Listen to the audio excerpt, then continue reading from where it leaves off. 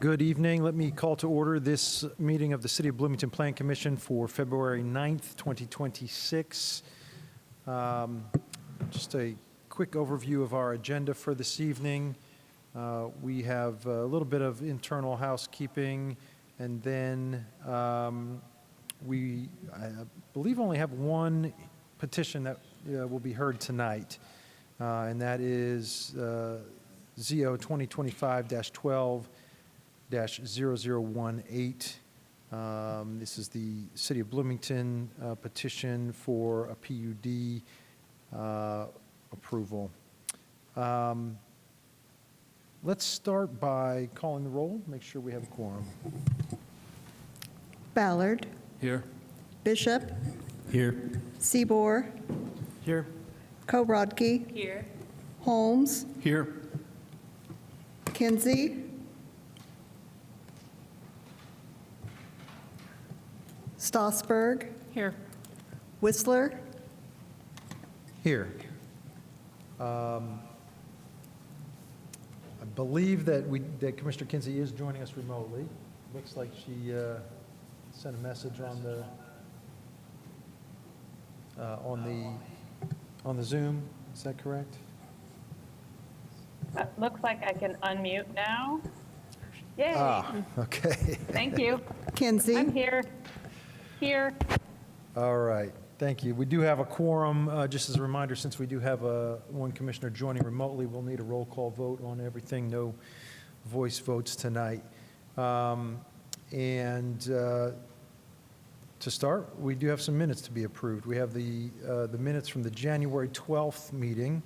Are there any questions or corrections to those minutes? Commissioner Seabour. I think I had a question in I can't pull it up right now, the Trades District Hotel project. The motion in the minutes said that we wanted to continue it to a second hearing, but that we waived the second hearing, I thought. I believe we did. That sounds correct to me. Let me take a look.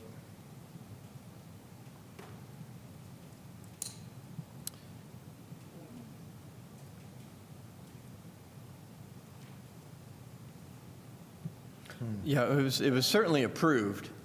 So if the minutes say something different than that, then we'll go back and verify that. I think it might be confusing because, are you talking about where Ballard motioned to continue? Yeah.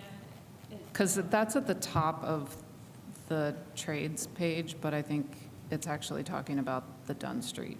Yeah, no, on page 8, I believe, is what you're talking about. Yeah, on page 7, Ballard motion to continue to a second hearing. Oh, I see.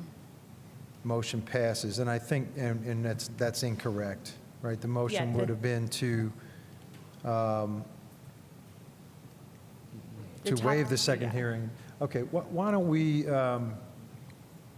if it's all right, I'd like to just continue this. We'll pick these minutes up at our next meeting, and let's see if we can. Yeah, double-check absolutely. that. We'll make sure we fix that one sentence. Okay. So no motion on those minutes here tonight. We'll pick that up at our next meeting. All right. Any reports, resolutions, or communications from commissioners tonight? Any reports, resolutions, or communications from staff tonight?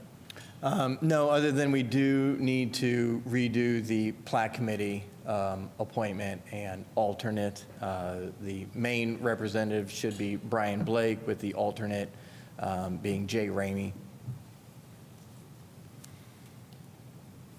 So we'd like Jay Ramey to replace Liz Carter as the alternate.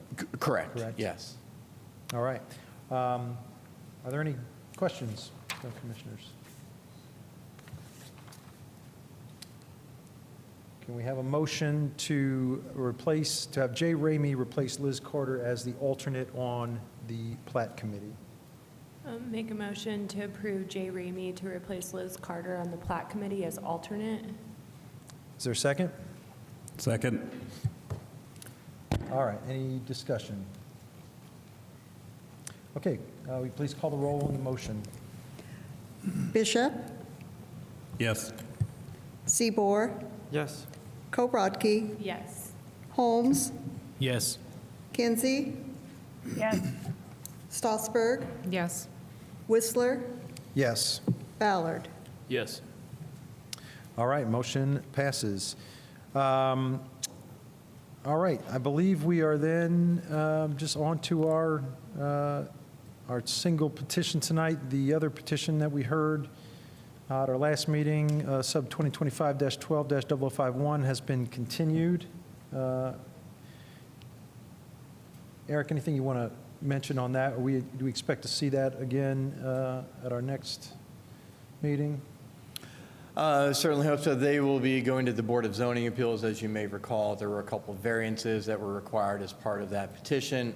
So they'll be going to the BZA to hear those, and then depending on the outcome of that, possibly revising the plat for when it comes back to you guys. All right. Thanks. Well, then I guess we are on to ZO 2025-12. Oh, I'm sorry. Commissioner Strasburg, go ahead. When does that go before the BZA? What's the date of that meeting? I think 22nd or 26th. Okay. It's in like. It's in the, it's going in the 26th. February, though? Yeah, February 26th, yeah. Okay, great, thanks. All right. Go ahead, Eric, with ZO 2025-12-0018.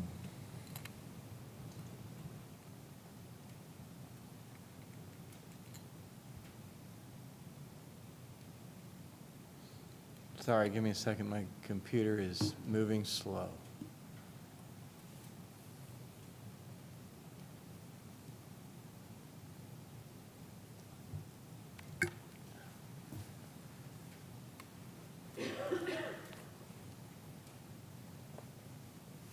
There we go. All right, thank you. So this is a request from the City of Bloomington Redevelopment Commission for a property, at several properties actually, at 723 West 1st, 709 West 1st, and 607 West 1st Street. The petitioner is here tonight to request rezoning to allow for these properties to be rezoned to a planned unit development. The properties encompass about 6.3 acres and are currently zoned residential urban lot. R4 to the west, to the east are zoned mixed use medium scale, and within the transform and redevelopment opportunity overlay. So as I mentioned, the petitioners are requesting to rezone this into a planned unit development. We went through last hearing a general overview, so I'm not going to go too deep into the specifics of it, but with this request, what they are looking to accomplish is a unified development plan for this area that encompasses a lot of properties that were formerly occupied by the hospital use. There's a former convalescent building that sits on the east end of the site that is part of this PUD. The city recently did some improvements along First Street to install some intersections, sidewalks, and tree plots, repave it, and design First Street in keeping with our transportation plan. Also did some improvements along Rogers Street. With that project, we installed several intersections where Jackson Street and Fairview would intersect and move through this development. So those intersections were known and were platted to the north with right-of-way that would see those and envision those moving through this site as well. So this petition involves 3 overall parcels or blocks. Blocks 8, which is the east end of the site where the convalescent building is, and then 2 blocks to the west, Block 9 and Block 10, that would encompass the majority of the residential component of this petition. So with this, the petitioner is looking to utilize the property for a wide range of housing types. This would include single-family detached, single-family attached, duplexes, triplexes, fourplexes, multifamily units. There are several unique aspects of this petition that we discussed last time that necessitated the use of a planned unit development here.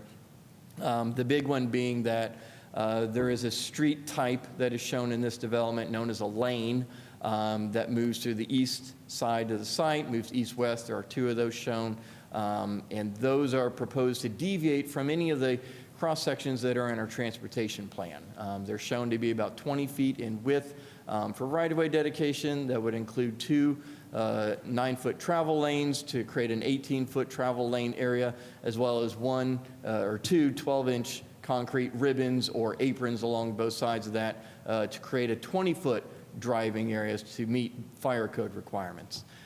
So that street type is not in our transportation plan, so this unique characteristic of this is one of the things that necessitated the planned unit development. Another component that is unique to this is the allowance for lots to be created that don't front on a public street.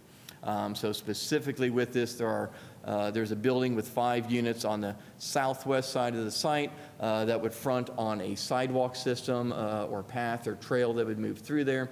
So the PUD would allow for lots to be created that don't front on a public street, which is a current requirement of the UDO. So with this PUD, there are several aspects that we are looking to try out in a very controlled setting. Some of those unique characteristics besides the street types and the allowance for lots or houses to be created that don't front on the street is not requiring any building setbacks for front or side or rear, with the exception of some of the perimeter lots within here. So there are 0-foot setbacks that are proposed. There is a 0-foot impervious surface coverage proposed, as well as I mentioned, the creation of lots that don't front on a street. So ordinarily in a lot of situations, some of these things might be very challenging to work into the built environment, but since this is able to be envisioned as part of this planned unit development and incorporated and kind of planned with these deviations in mind, we're able to kind of offset some of the impacts that might be felt from situations where lots don't front on a public street or you've got 0-foot setbacks that are proposed.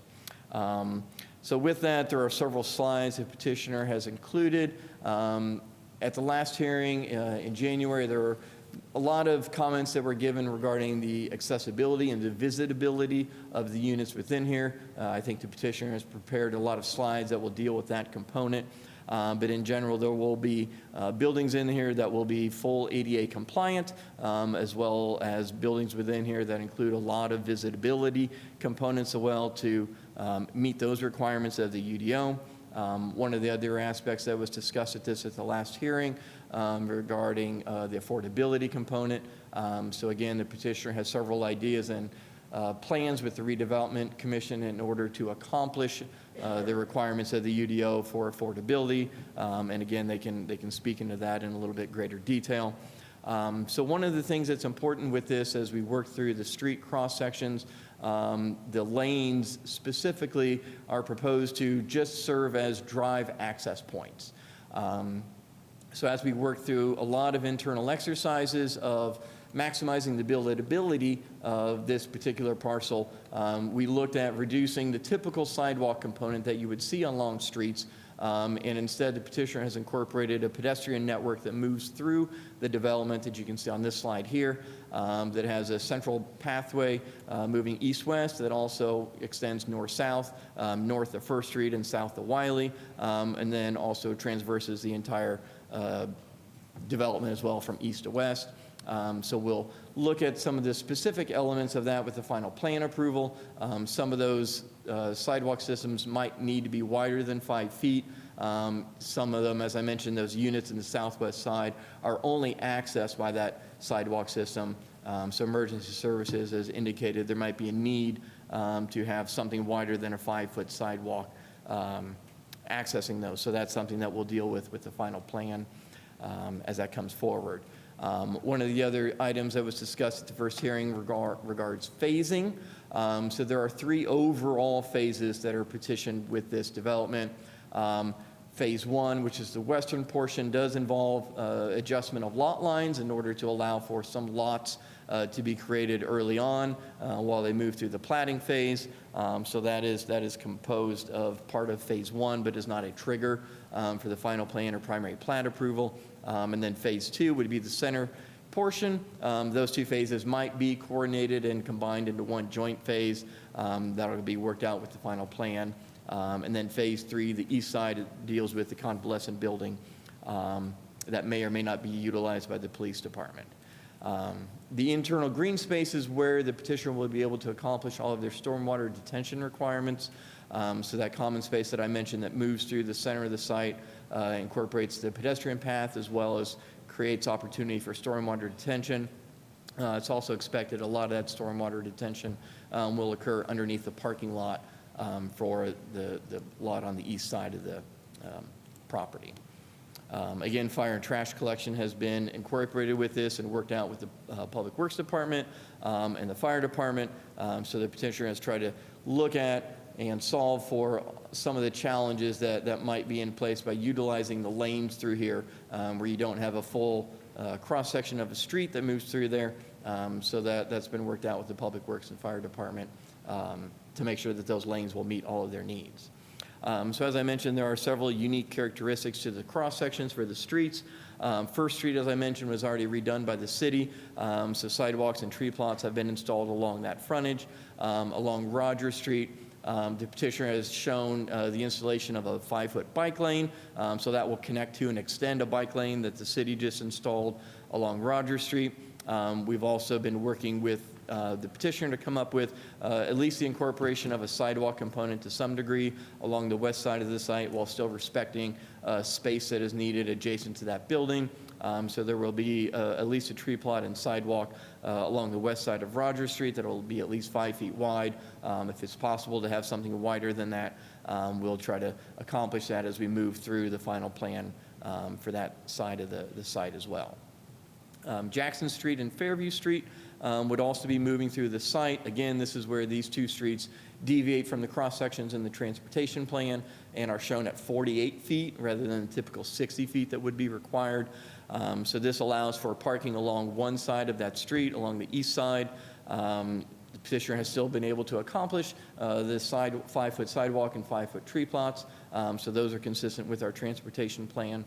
And then Wiley Street on the south side of the site, the petitioner is proposing to essentially leave that existing in its current state.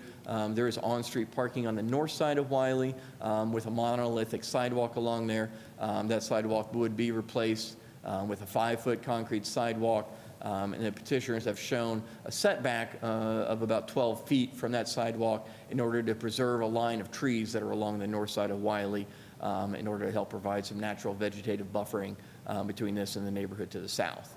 And then, as I mentioned, the lanes, these would be platted in 20 feet of right-of-way with 2 9-foot travel lanes and the 12 inches of concrete on each side to give the full 20-foot that the fire department needs.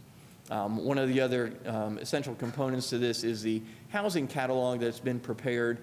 This is something that all of the houses will be designed to and will be shared with building and planning and other agencies to make sure that they meet all of our requirements so that when they come time for building permits, these can be issued with a very expeditious review and help things move along a lot faster, as well as possibly being available for a little cost to homeowners so that they can get moving a lot faster with getting housing in the ground.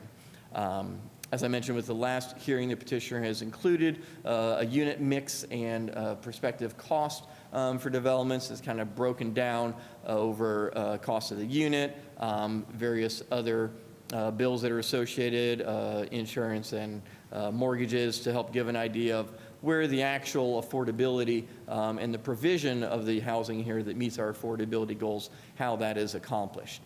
So there's a wide mix of housing types that are included in this catalog.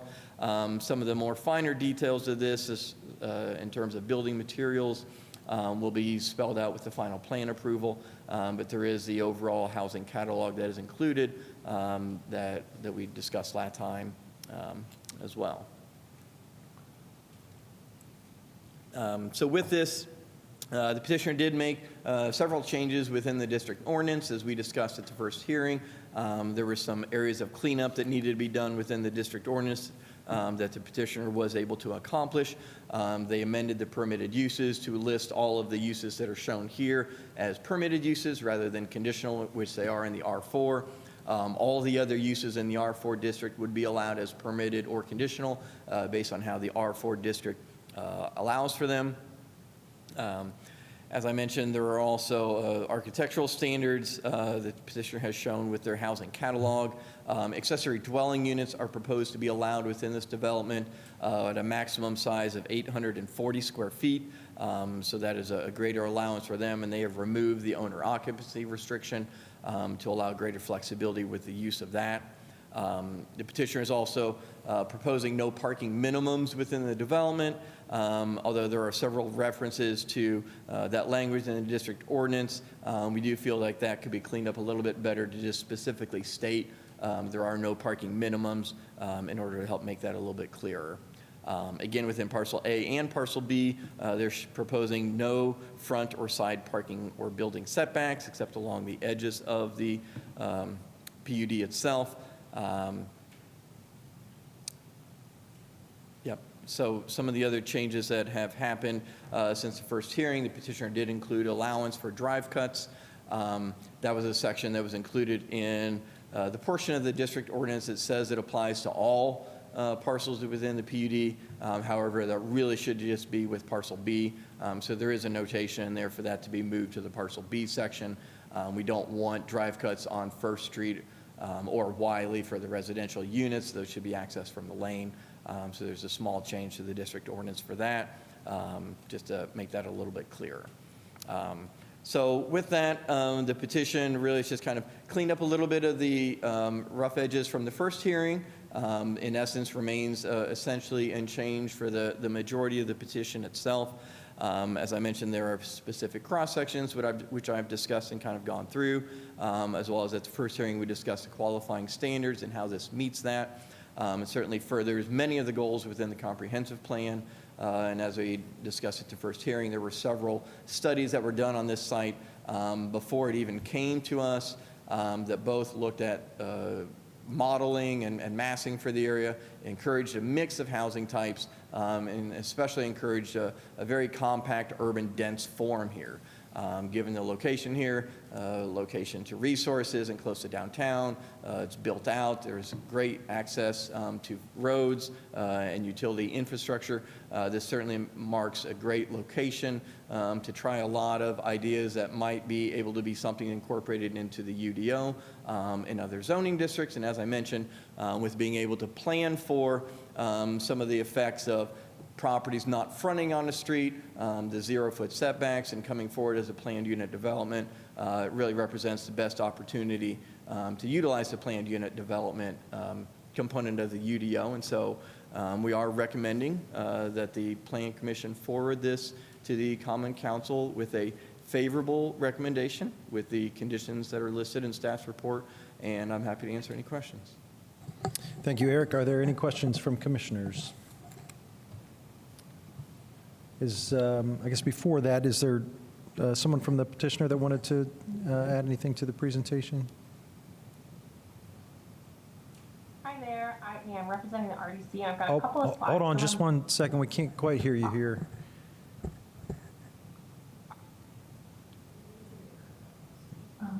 Try again. Let's see if we can hear you now. Can you hear me now? Yes, that's better. Thank you. Go ahead. Okay, great. Eric, if you don't mind, I'm going to pull up slides on my screen. I think I can do that. And waiting to see if those are showing up. Let me know if you guys can see those.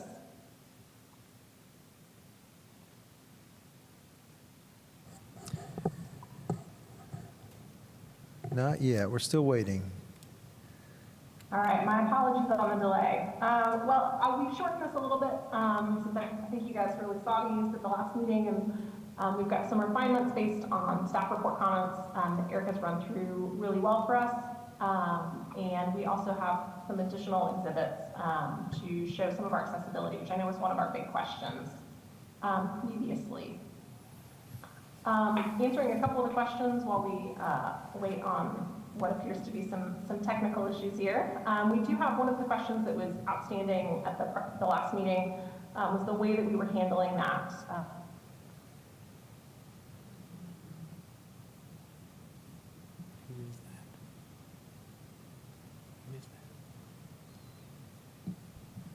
Proposing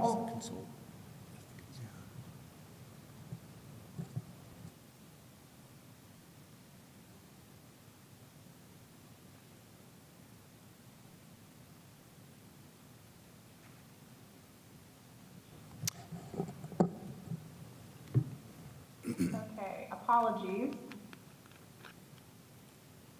Let me try one more time. Okay, there we go. So we shortened slides a little bit, but just reminding kind of as a base setting that, you know, our zoning in UDO is fully new and really vetted, and even that once we often, and we see this in many cities, zoning is often not the only limitation to getting the housing that we need in the locations that we want. And so this kind of a project can be a great opportunity to pilot resolving some of the additional issues that often get uncovered once the zoning has been addressed. So we've got a number of things we're trying to test within this pilot project that as a city project has a great opportunity to kind of test and streamline some of these things that hopefully then can be rolled out citywide in later code changes. One of the other things that we're really focusing on this project, as a reminder, is homeownership.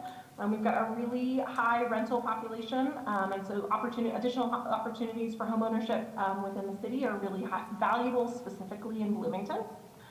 And that we've got lots of study on testing of things that are kind of new approaches, even in our original master plans for the Hopewell South blocks here. And so we're looking within the overall Hopewell plan at block 8, 9, and 10, proposing starting our phasing on the west in block 10 and moving our way east to block 8. So kind of, you know, again, giving at least a little bit of a quick level set, we're really trying to get to a mix of housing types and a mix of housing price points. We're trying to get to a pre-approved home design for each lot that streamlines permitting and reduces costs. One clarification from the previous meeting is that while this has been built in to have a little bit of flexibility for swapping of houses on the lots, you know, if in 5 years one of the plans is much more popular than another, the intention is that that is controlled by RDC, and that when the lot is RFP'd out, a specific home is intended to be built on that lot, and that they're only swapping within other plans in the catalog for future flexibility, as this, you know, won't be built all in 1 year. Market absorption will take a few years of phasing. This is also really intended to expand our opportunities for local builders, really bringing in kind of small scale local developers who can implement the houses, you know, likely a few at a time. And this is coming alongside with training from the nonprofit Incremental Development Alliance in local development by locals. And so we've got some training opportunities coming up for that as well. I think there was an article today in the paper about the lecture, which is happening, I believe, later this week. There also are going to be legal frameworks to support permanently affordable and market rate houses. And so this is a kind of blended income neighborhood, and there will be a percentage of the houses, which is specified in the PUD, that will be affordable long term. And we got some really good feedback in the last meeting about some of the limitations of those being done via deed restriction for financing. There will also be ongoing community outreach and developer training as part of this program. And so this is really intended to be a very comprehensive solution to trying to not just get affordable housing and attainable and desirable workforce housing on this site, but really expanding it throughout the city. So as part of that, we're working on smaller streets for the neighborhood, maintaining slower car speeds and making a more pedestrian-friendly environment. We're also then being much more efficient with the land area, reducing those right-of-way widths, notably ticked up our number of units that we were able to pick up, which is great for kind of overall infrastructure costs relative to you know, the kind of value generated by the development instead of right-of-way. We're also looking at diverse housing frontages, and so that is both efficient from an infrastructure standpoint, but it is also really desirable for a lot of households. You've got the option to face onto a street with a sidewalk like a typical development. You also have the option to face those internal pedestrian geared streets, which can be much quieter and really, you know, little kid friendly, as well as a mom of young kids. Having the front door open into green space instead of a street can be great for young families, you know, people with pets.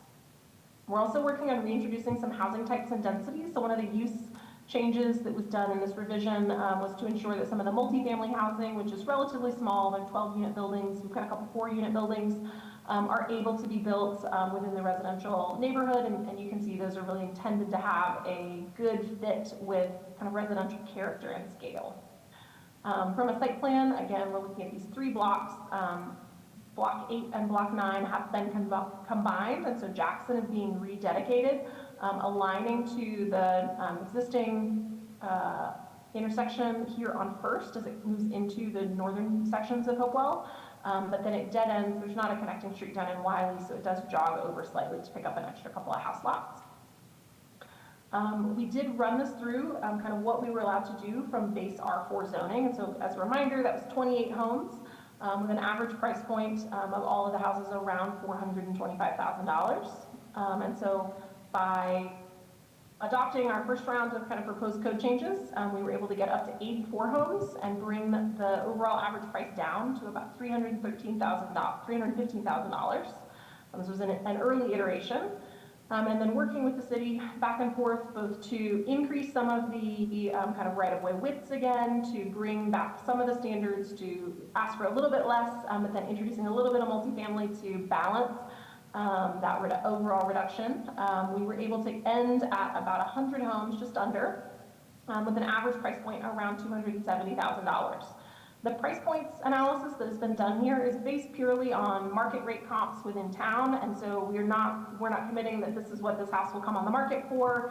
At this time, we do have commitments on exact price points in terms of affordability metrics. Those will be based on the area median incomes at the time that they come online.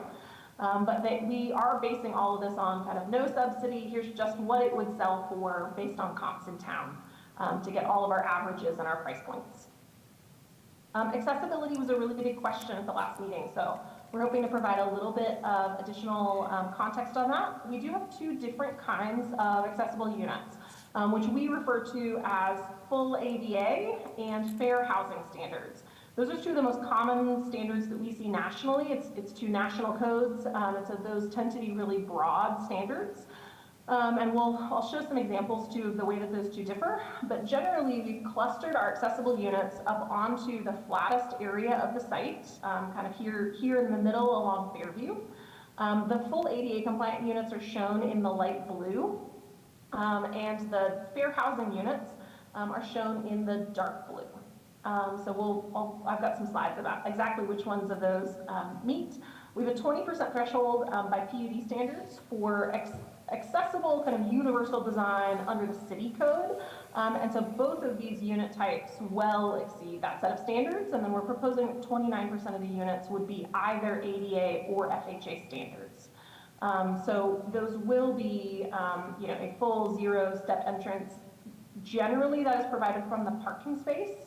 So that's something that we could definitely adjust as we go if there are preferences there. But for instance, this unit has an accessible parking space with full ADA accessibility in terms of loading zone for a van next to it, and then access to the home is from the rear because that's the high side. So then we've got a few feet of fall to the front side, and so we're looking at a zero-step entrance into each of these accessible homes from either the front or the back, depending on grading.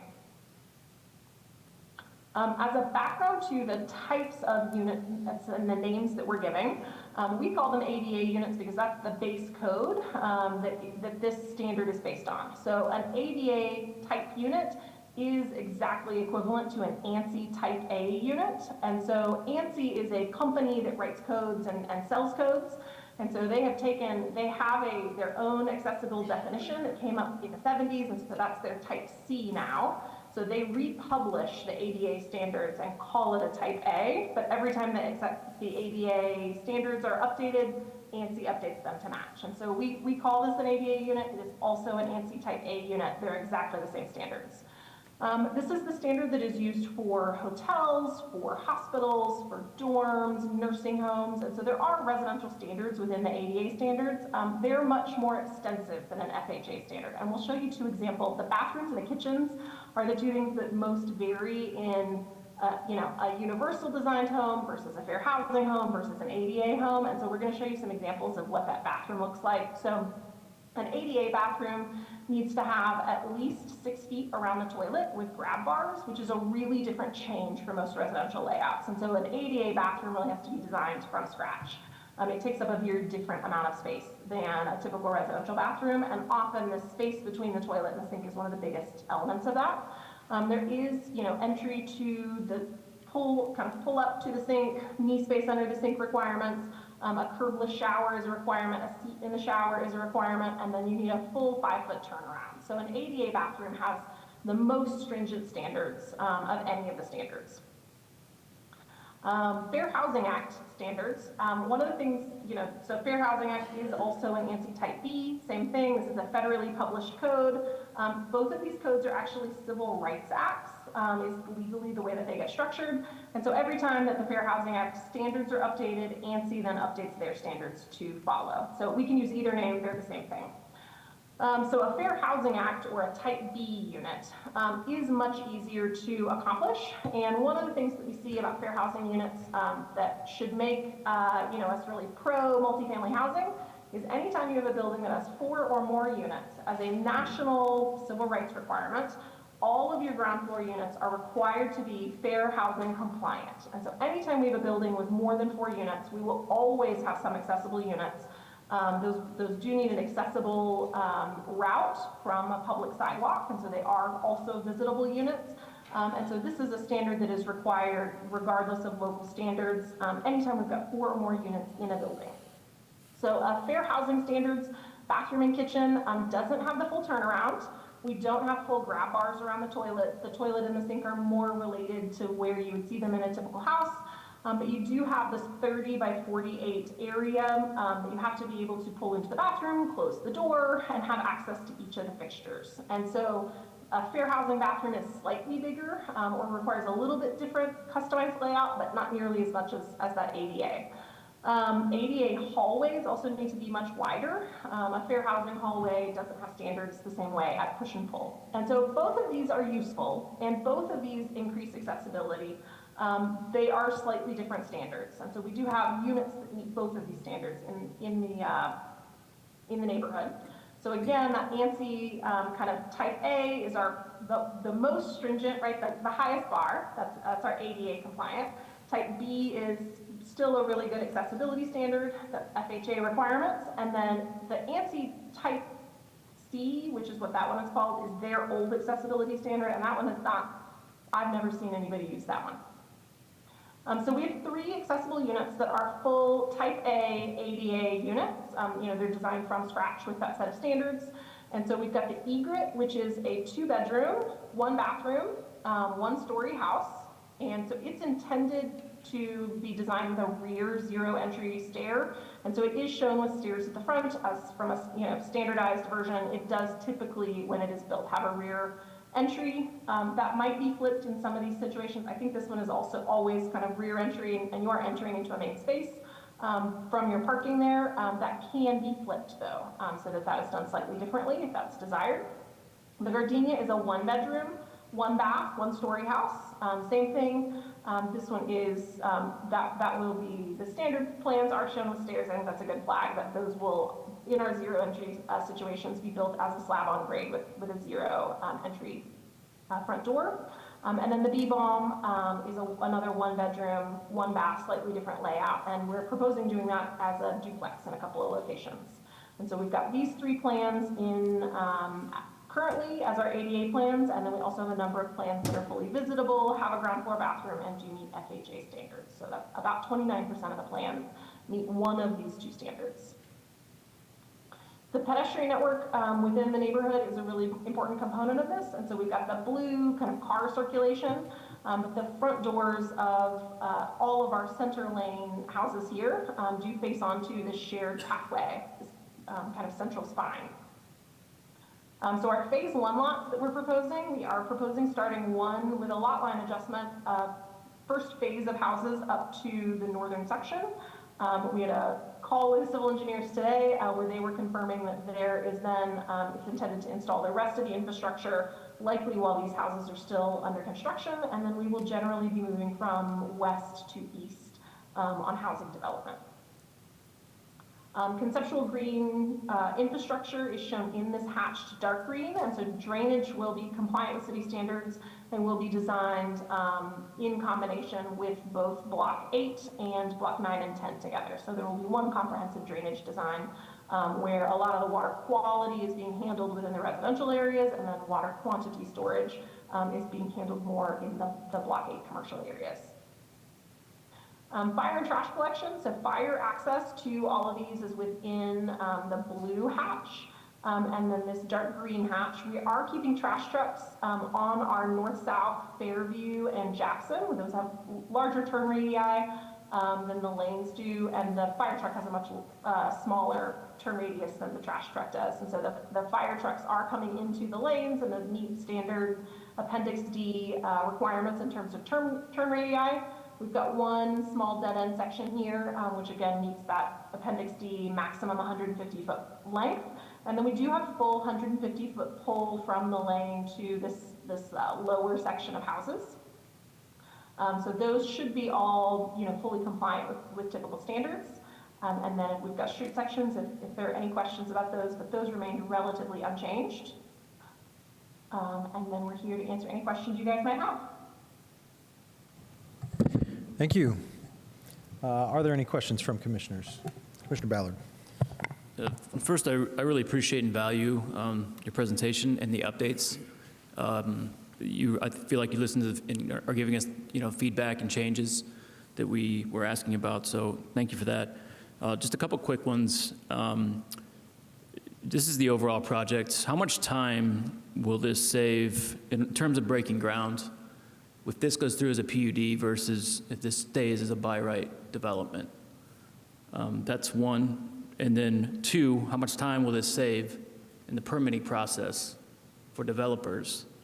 Three, how much money can be saved with the cuts in the time to the permitting process for developers and then for the owners who will be buying these? And if you don't have numbers for that, I would ask for those at some point as a quantifiable average per unit. We can provide that overall as an average per unit, which might take a little bit of doing, but I think the easiest way to think about this too is that the PUD is saving time by being able to tackle this as one big development with these standardized set of details. It is significantly easier and faster to run through the process than if, lots of little developers purchased a chunk and then we're trying to entitle them all individually. But one of the largest cost savings that we're going to see is, let me come back to our number of units. The largest cost savings that we are seeing is in sharing the land cost, the infrastructure cost, among more houses of different sizes.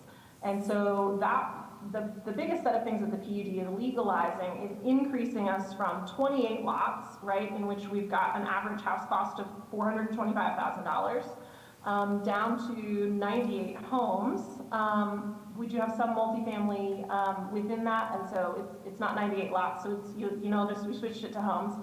But that brings our average cost down to about $270,000. And so that is accomplished primarily by being able to incorporate additional small lot homes, small format homes, which don't make any sense if we're looking at a standard lot size and lot size cost, in which case you've got to build a certain size house to make the cost and value of the lot make sense.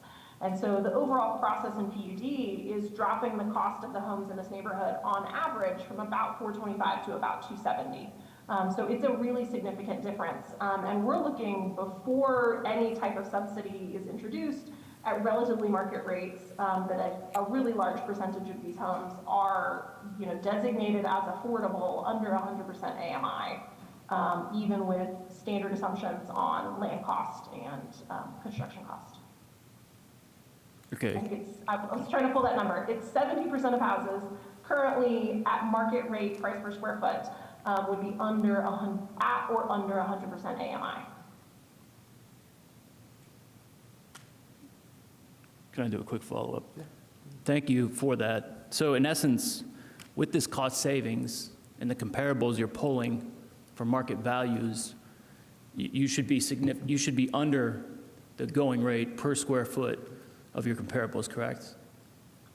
That is a little bit tricky because typically in most communities, a one-bedroom has sort of a value. And so often a direct price per square foot, a smaller house that is still providing all of the things that you were looking for in that, one-bedroom house, might sell for more price per square foot, but the overall cost might be lower, if that makes sense. So it's not entirely a direct drop. For instance, our smallest houses, which we have some tiers of the one-bedroom houses have one price per square foot assumption. They're smaller, so it's a little bit higher than the two-bedroom, right? The house is more affordable, but the price per square foot might be 10 or 20% higher.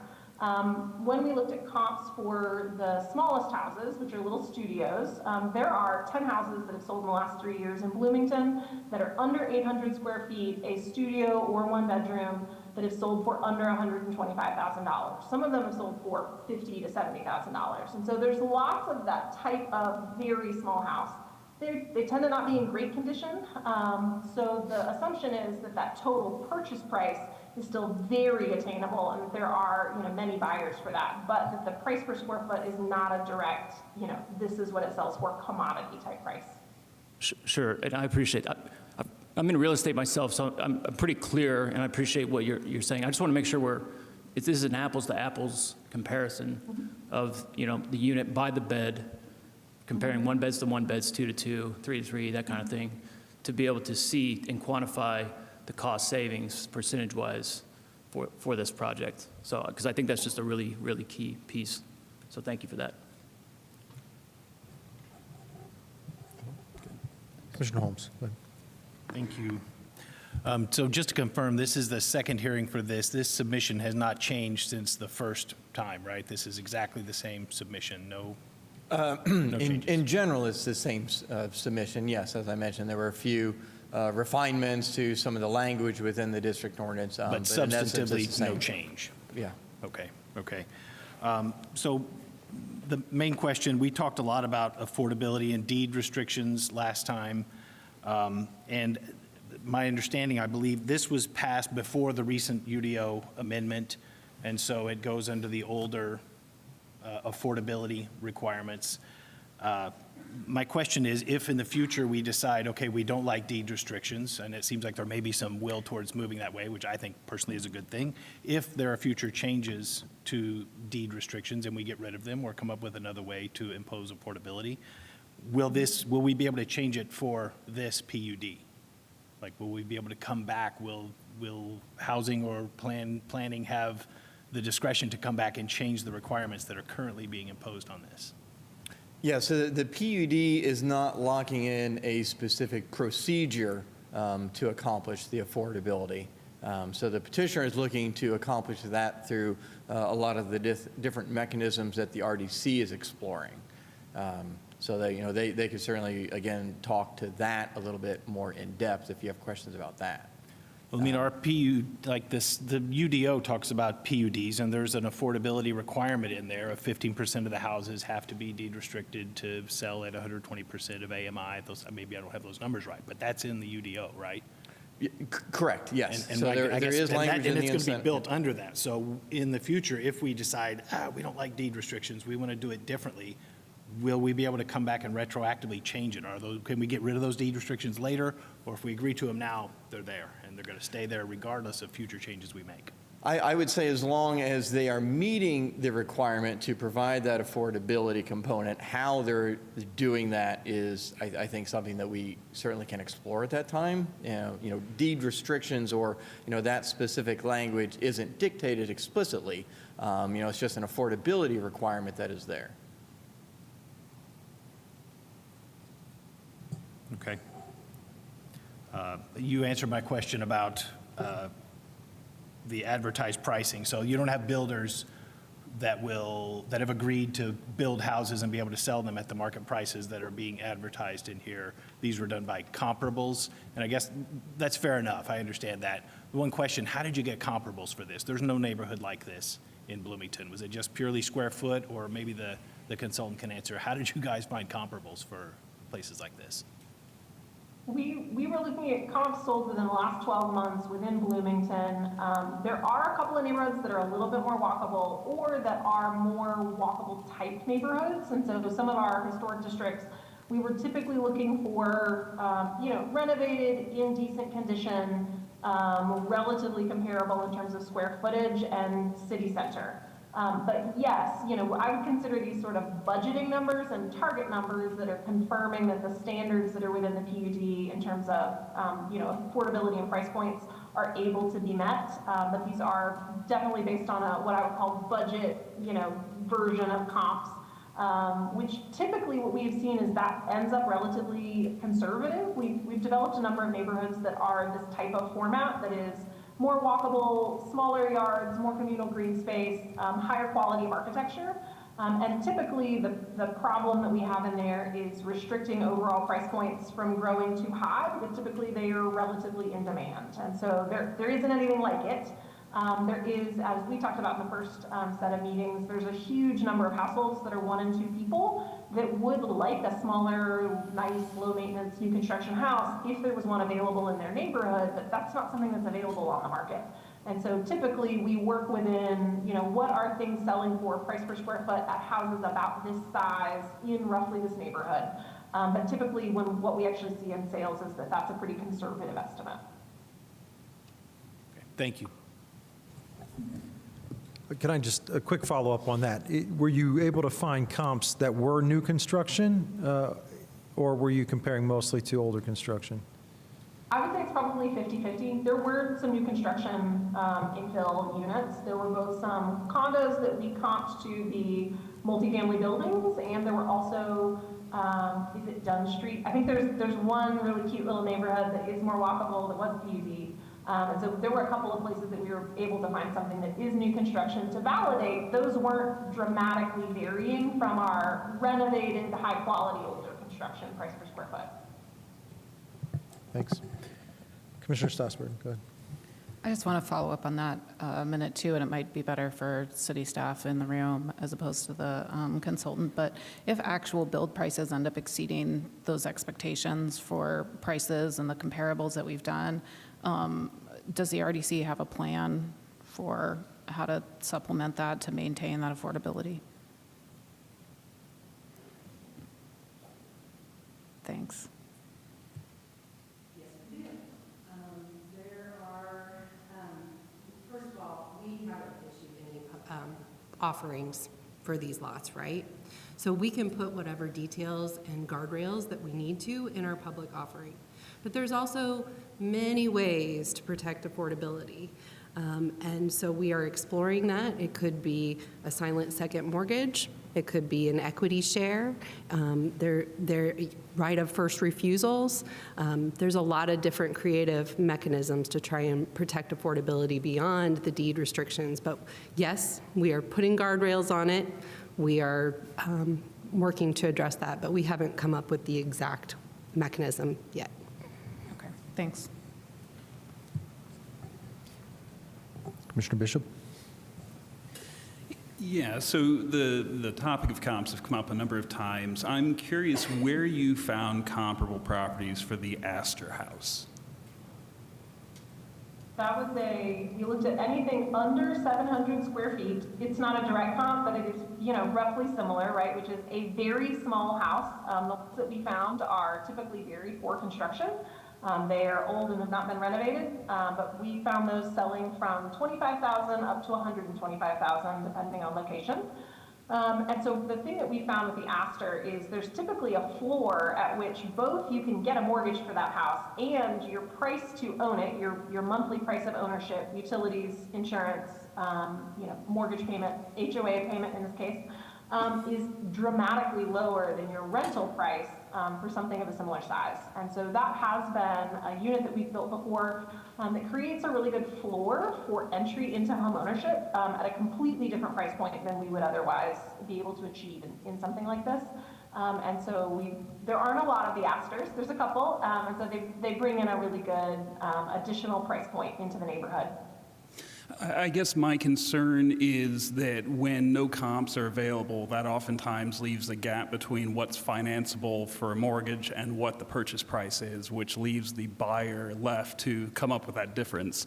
So given the lack of comps of that size and the fact that we're kind of using maybe poorly constructed, aging, comparable properties to kind of ramshackle together a value, is that going to create a problem for the end user being able to buy the house? We've not typically seen that. We've built a lot of new construction houses, 300 to 600 square feet in a variety of communities. And it is typical that we can actually, for those first couple of sales, use older homes that are selling for, it's a 600 square foot house and it's sold for $90,000. Typically, with a value adjustment, that does work fine for standard underwriting rules to, will have sold within the last 12 months.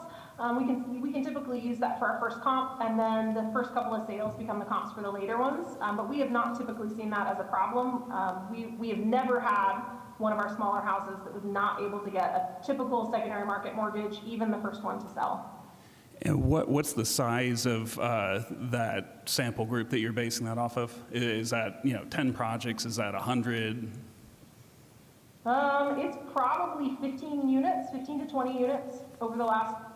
2017 was the first set of the 500 square foot units that we did. So in 9 years, it's 15 to 20 units is the comp size that we're basing that off of from a national standpoint? Of ones that I have personally designed or developed, there certainly have been more than that built, but the ones that I know how the financing went, because I was involved in the closing. And when the appraisals came through on those, were there significant line adjustments for those appraisals to make them within market tolerance? There were, it varied a little, but because we've got several houses that are 600 square feet, 500, 600 square feet in Bloomington within the last 12 months that are selling for more than this is, kind of slated to, that are selling for up to $125,000, we would not anticipate significant line adjustments that would be needed in that appraisal. Okay, thank you, that's helpful. This one is more for the approval of this. So if, based on the recommendation, item 1 says that the final approval for Block 8 shall be heard by the Plan Commission. Final approval for all other phases would be delegated to staff. So is that where we would approve Block 8, which is the last to be developed, and then everything else, which is the first to be developed, would be delegated to staff? Yes, that's correct. That's the condition that staff is proposing tonight, yes. So does that remove the recourse of this governing body to be able to have an impact on those final plans for the very beginning edge of this development? In essence, yes, it allows for that to be done at staff level. So that is our proposal. Certainly, if that's something that the Plan Commission feels that they would rather have a particular phase or section heard at the Plan Commission, then you can modify that condition of approval. And the use of lanes is, a novel idea that we're doing here for this PUD. Is there any plan for transportation to codify lanes into their usage? So that's certainly something we can look at when we update the transportation plan. That's a much broader undertaking to update and go through that plan. So certainly we can look at this to see if there are elements of this PUD that we want to incorporate as an additional street typology. Is approving any of this in the current format setting a precedence for kind of leapfrogging over any of those formal approvals in the future? I wouldn't say leapfrogging, but it does present an opportunity to try them out to see how they might function in this scenario. Thank you. Any other questions from commissioners? Can I follow up? Sure. So go ahead. sorry, I'm just looking at the UDO. It does say deed restrictions, right? For the affordability, must be permanently income limited through deed restrictions to the household. Now, yes, correct. The reason Yeah, I'm bringing this up is because like some of these are imposed through agreement with the city, and we have discretion to release those later if we choose to. But once a deed restriction is in place, who can change that? Once it's put in there, does anybody have the ability to change that? That's really my question. Yeah, so that language that goes on to additionally say unless forfeited by the city. So with this petition, the petitioners have brought forward a plan to accomplish that affordability through a wide range of different paths.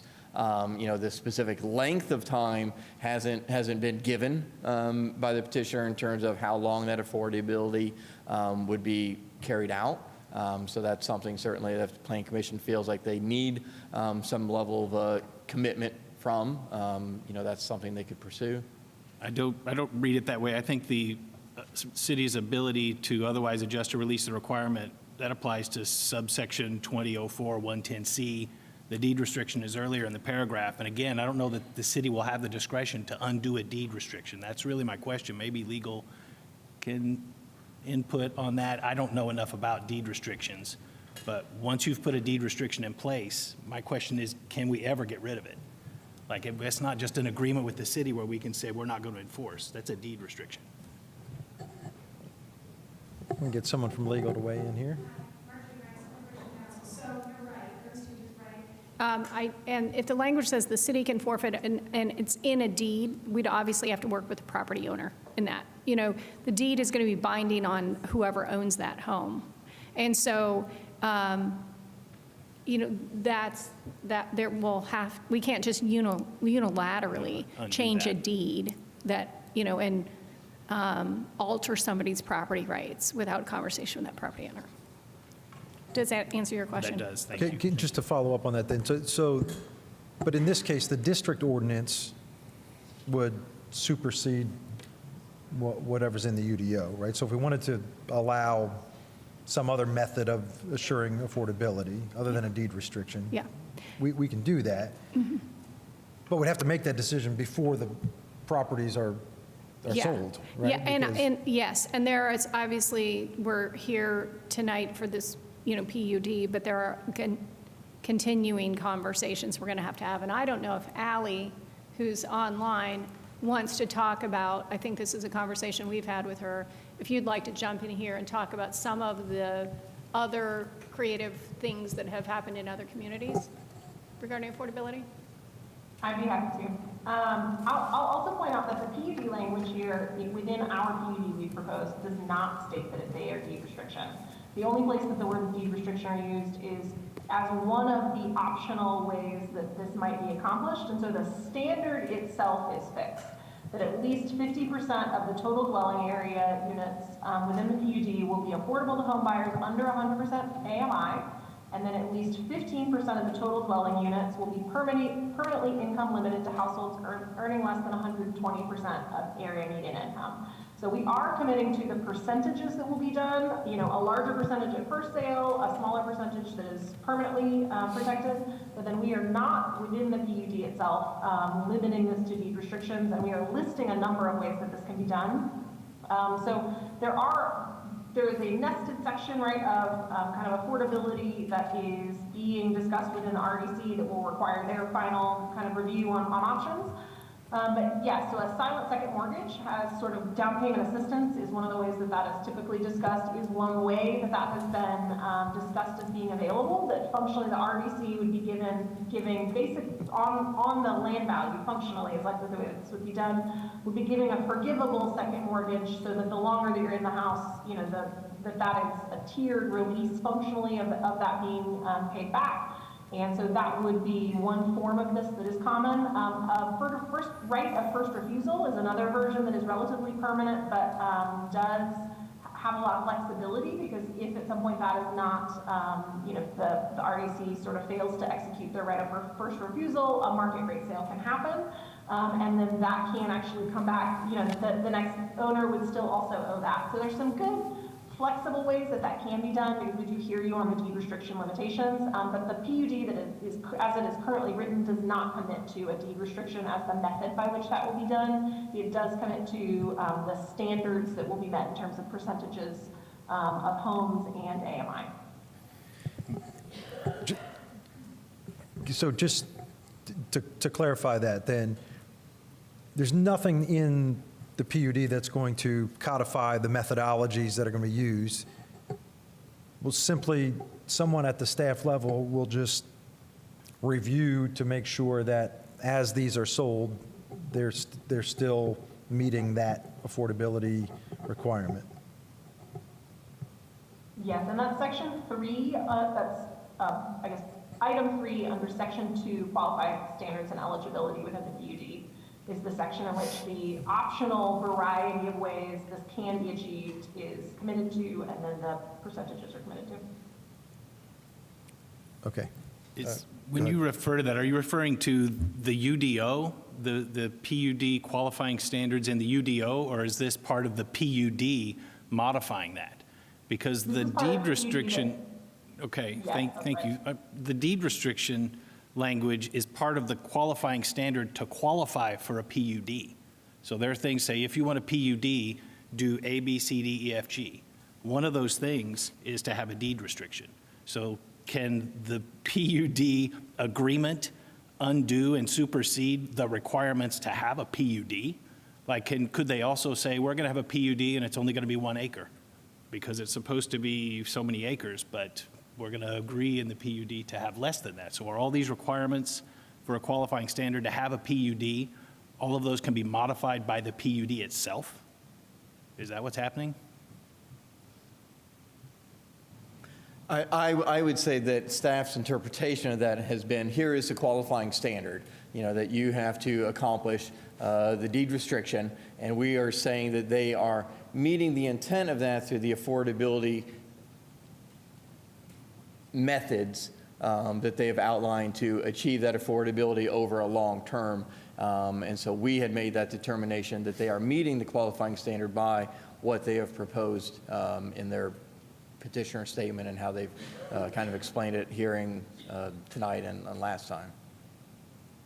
So yes, the PUD is offering an allowance for something different, something that's not envisioned with the UDO. The UDO is envisioned for affordability, multifamily residences. So that's a little bit different than the single-family component that's here tonight. And so we've approached that with a degree of flexibility in terms of applying and interpreting what the language in the UDO is trying to accomplish.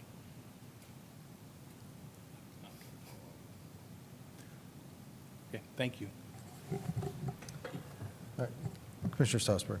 Well, I just wanted to clarify that point too, I guess, that under that qualifying standards and eligibility of the petition, that affordability commitment and then that language that doesn't actually include deed restrictions at all, but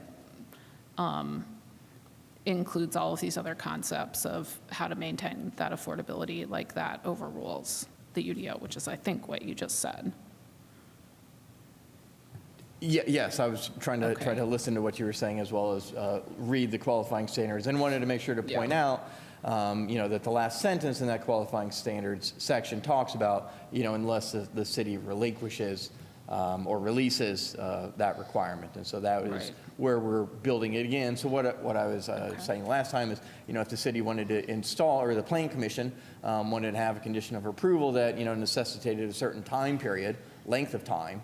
Right now, it's just kind of been left, I would say somewhat open-ended in terms of the length of that commitment, in terms of how many property owners, how long, is the affordability component of this, that specificity isn't included. Well, but it says that 15% will be permanently income limited. Yeah, so it's the permanently, that specific element is not something that has been specifically clarified. They're meeting the percentage requirements, yes. It's the length of time. I'm confused because you're saying that they haven't clarified in the petition how long that these units will be permanently affordable, but it says that they'll be permanently affordable. So that tells me that the length of time is forever. So now I'm confused. Yeah, so again, I think the petitioner has been hesitant to say that it will be permanently affordable because at some point, there is a time period where the property owner will receive a return on investment. So it's not a permanent affordability restriction. But it says permanent affordability in the document. Correct. And so, again, that's where I was saying, with the PUD process, we are trying to approach this as a different path towards single-family residences and how to balance, the affordability, but also with single-family, you do have a realization of investment and equity that has to be realized at some point.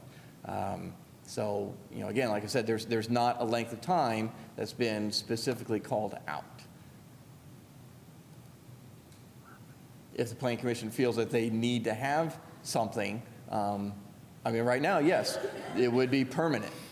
So I don't know that the petitioner has made a commitment to that, so I look to them to try to address that. I guess I would look to them to address that too, because the document says that to me, they're making a permanent commitment to 15% of those units. And that's your intention? Yes. Great, thanks. At this point, yes. There's no question that this needs to be updated in the UDO, period. But for this project, we're committing to what our standard is. But how we're achieving it, there are many different mechanisms in which we can achieve that, not just deed restrictions. Right, thank you. Commissioner Ballard. Just a quick follow-up. Director Killian Hansen, I appreciate you saying that because I think that's the nail on the head. The UDO needs to change. We have to work within the context of what we're dealing with the UDO, with this PUD. I just want to ask, though, this, in my mind, and I'm in the real estate industry, this could turn into a quagmire of sorts. Is there going to be an educational component eventually for the developers of all of these so they can fully be very clear as to what they're undertaking, and then the consumers of these products be very, very clear in terms of what they're getting in a deed? Because I can tell you, being in the industry, deed restrictions, they don't always get analyzed the way they should, and that creates some real headaches. So I'm just, and maybe you're not there yet, and that's completely fine, but if you could just speak to it, what the plans might be.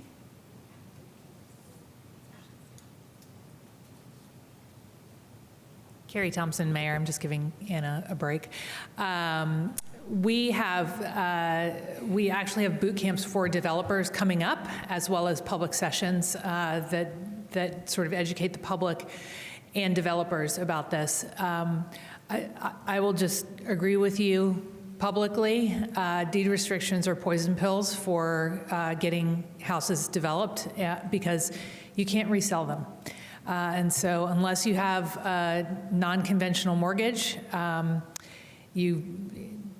once you get somebody in it with a non-conventional mortgage, they're stuck. It's something I'm serious about looking at as we look at our UDO changes.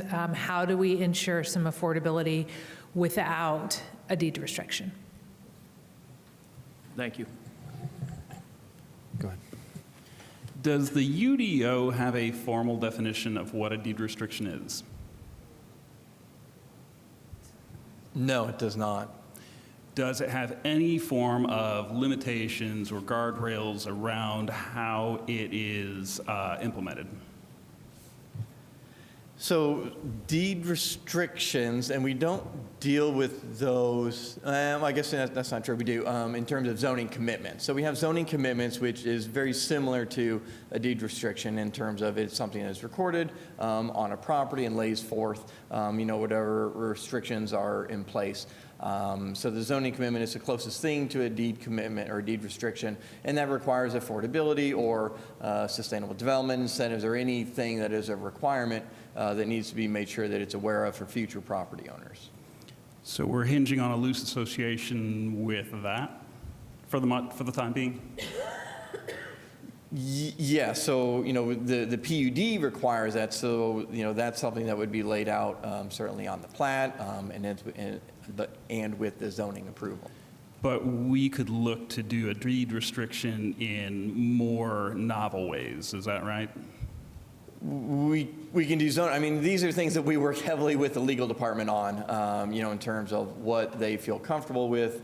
So certain things that are requirements within the UDO, those are not things that, I'm going to say are negotiated or necessarily that are discretionary. It's a standard that's in the UDO, so therefore, it's just being reiterated in that zoning commitment. If there's a situation where we have a zoning commitment, obviously we make sure that the property owner is aware of that. We're not just placing a restriction on a property without their knowledge or consent. It's not so much that concern. More where I'm thinking of this going is that's kind of like a forgivable second or soft second behind that. Wouldn't that be tantamount to a deed restriction because you can't sell a property if all parties are not willing to sell? Therefore, if the city is on one of these seconds and they're unwilling to relinquish that credit facility or however it's going to be posed, then they could basically restrict the deed of that property. Is that right? So we don't have to have a legitimate deed restriction in the hard sense that we're all kind of thinking about it because there is no legal definition that we've defined it to. So that leaves us to our own mechanisms to define what that's going to be. And specific to a PUD, it sounds like we can kind of craft that on the fly. Is that more or less correct? No, we could come up with conditions of approval, certainly, that would accomplish the same things. You know, a deed restriction or, you know, like I said, a zoning commitment is just a further element that helps ensure that that is known for future owners. But we don't have to treat everything like a nail and only have a hammer, right? Right. Dana Kerr with the legal department. I assist sometimes with planning, and we have worked on this, and we do believe that unless the city otherwise adjusts or releases this requirement, gives you the ability to release the requirement of deed restrictions.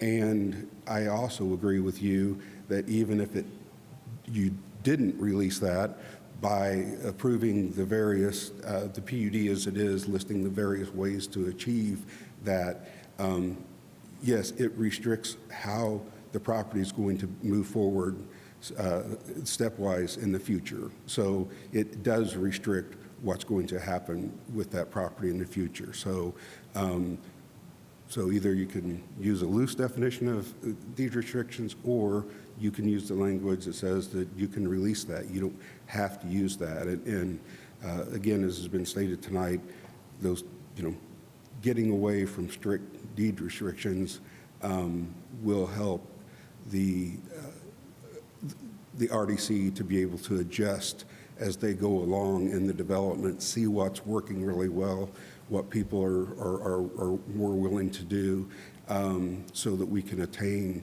the affordability that we're committing to. Yeah, I see the lack of definition as an intentional gray area, allows for malleability for situations specifically like this, where you have a new vision for something that doesn't quite fit the box, and so you purposely leave it open for interpretation. Now, of course, everybody has to agree on what that interpretation looks like each time, but it also sets a precedent going forward. But as it sits, it sounds like there's a pretty open interpretation for what this could be. Right, and again, done so because this is trying something new. And to me, just when you try something new doesn't mean that you liked it and want to keep going with it, or it may be, so I don't believe that it sets a hard precedent. I think it gives the opportunity for that flexibility to see what works as the development goes through. And that will actually, in turn, help figure out what maybe a permanent changes to the UDO may want to look like. All right, thanks. Thank you. Any other questions from commissioners? Commissioner Stossberg. I have kind of a new topic of question, so I only want to go if nobody else wants to follow up on the financial end. Is that? Okay. I wanted to talk about parking. So after I left the meeting, I did watch the end comments, and there were a couple of commissioners who mentioned the on-street parking, and it still says that on-street parking may be provided on all lanes, Fairview and Jackson. So the lanes are very narrow, and there was discussed last time that parking along the side of those lanes would be potentially problematic. And I guess I'm trying to wonder, like, I'm trying to understand exactly what that means, that on-street parking is allowed, because then there's other, like along Jackson and along Fairview, there's some specific spots that are on-street parking spots, but the way this sounds, it kind of sounds like you could park alongside the street anywhere, and so I'm just trying to understand, first of all, exactly what you mean by on-street parking may be provided everywhere.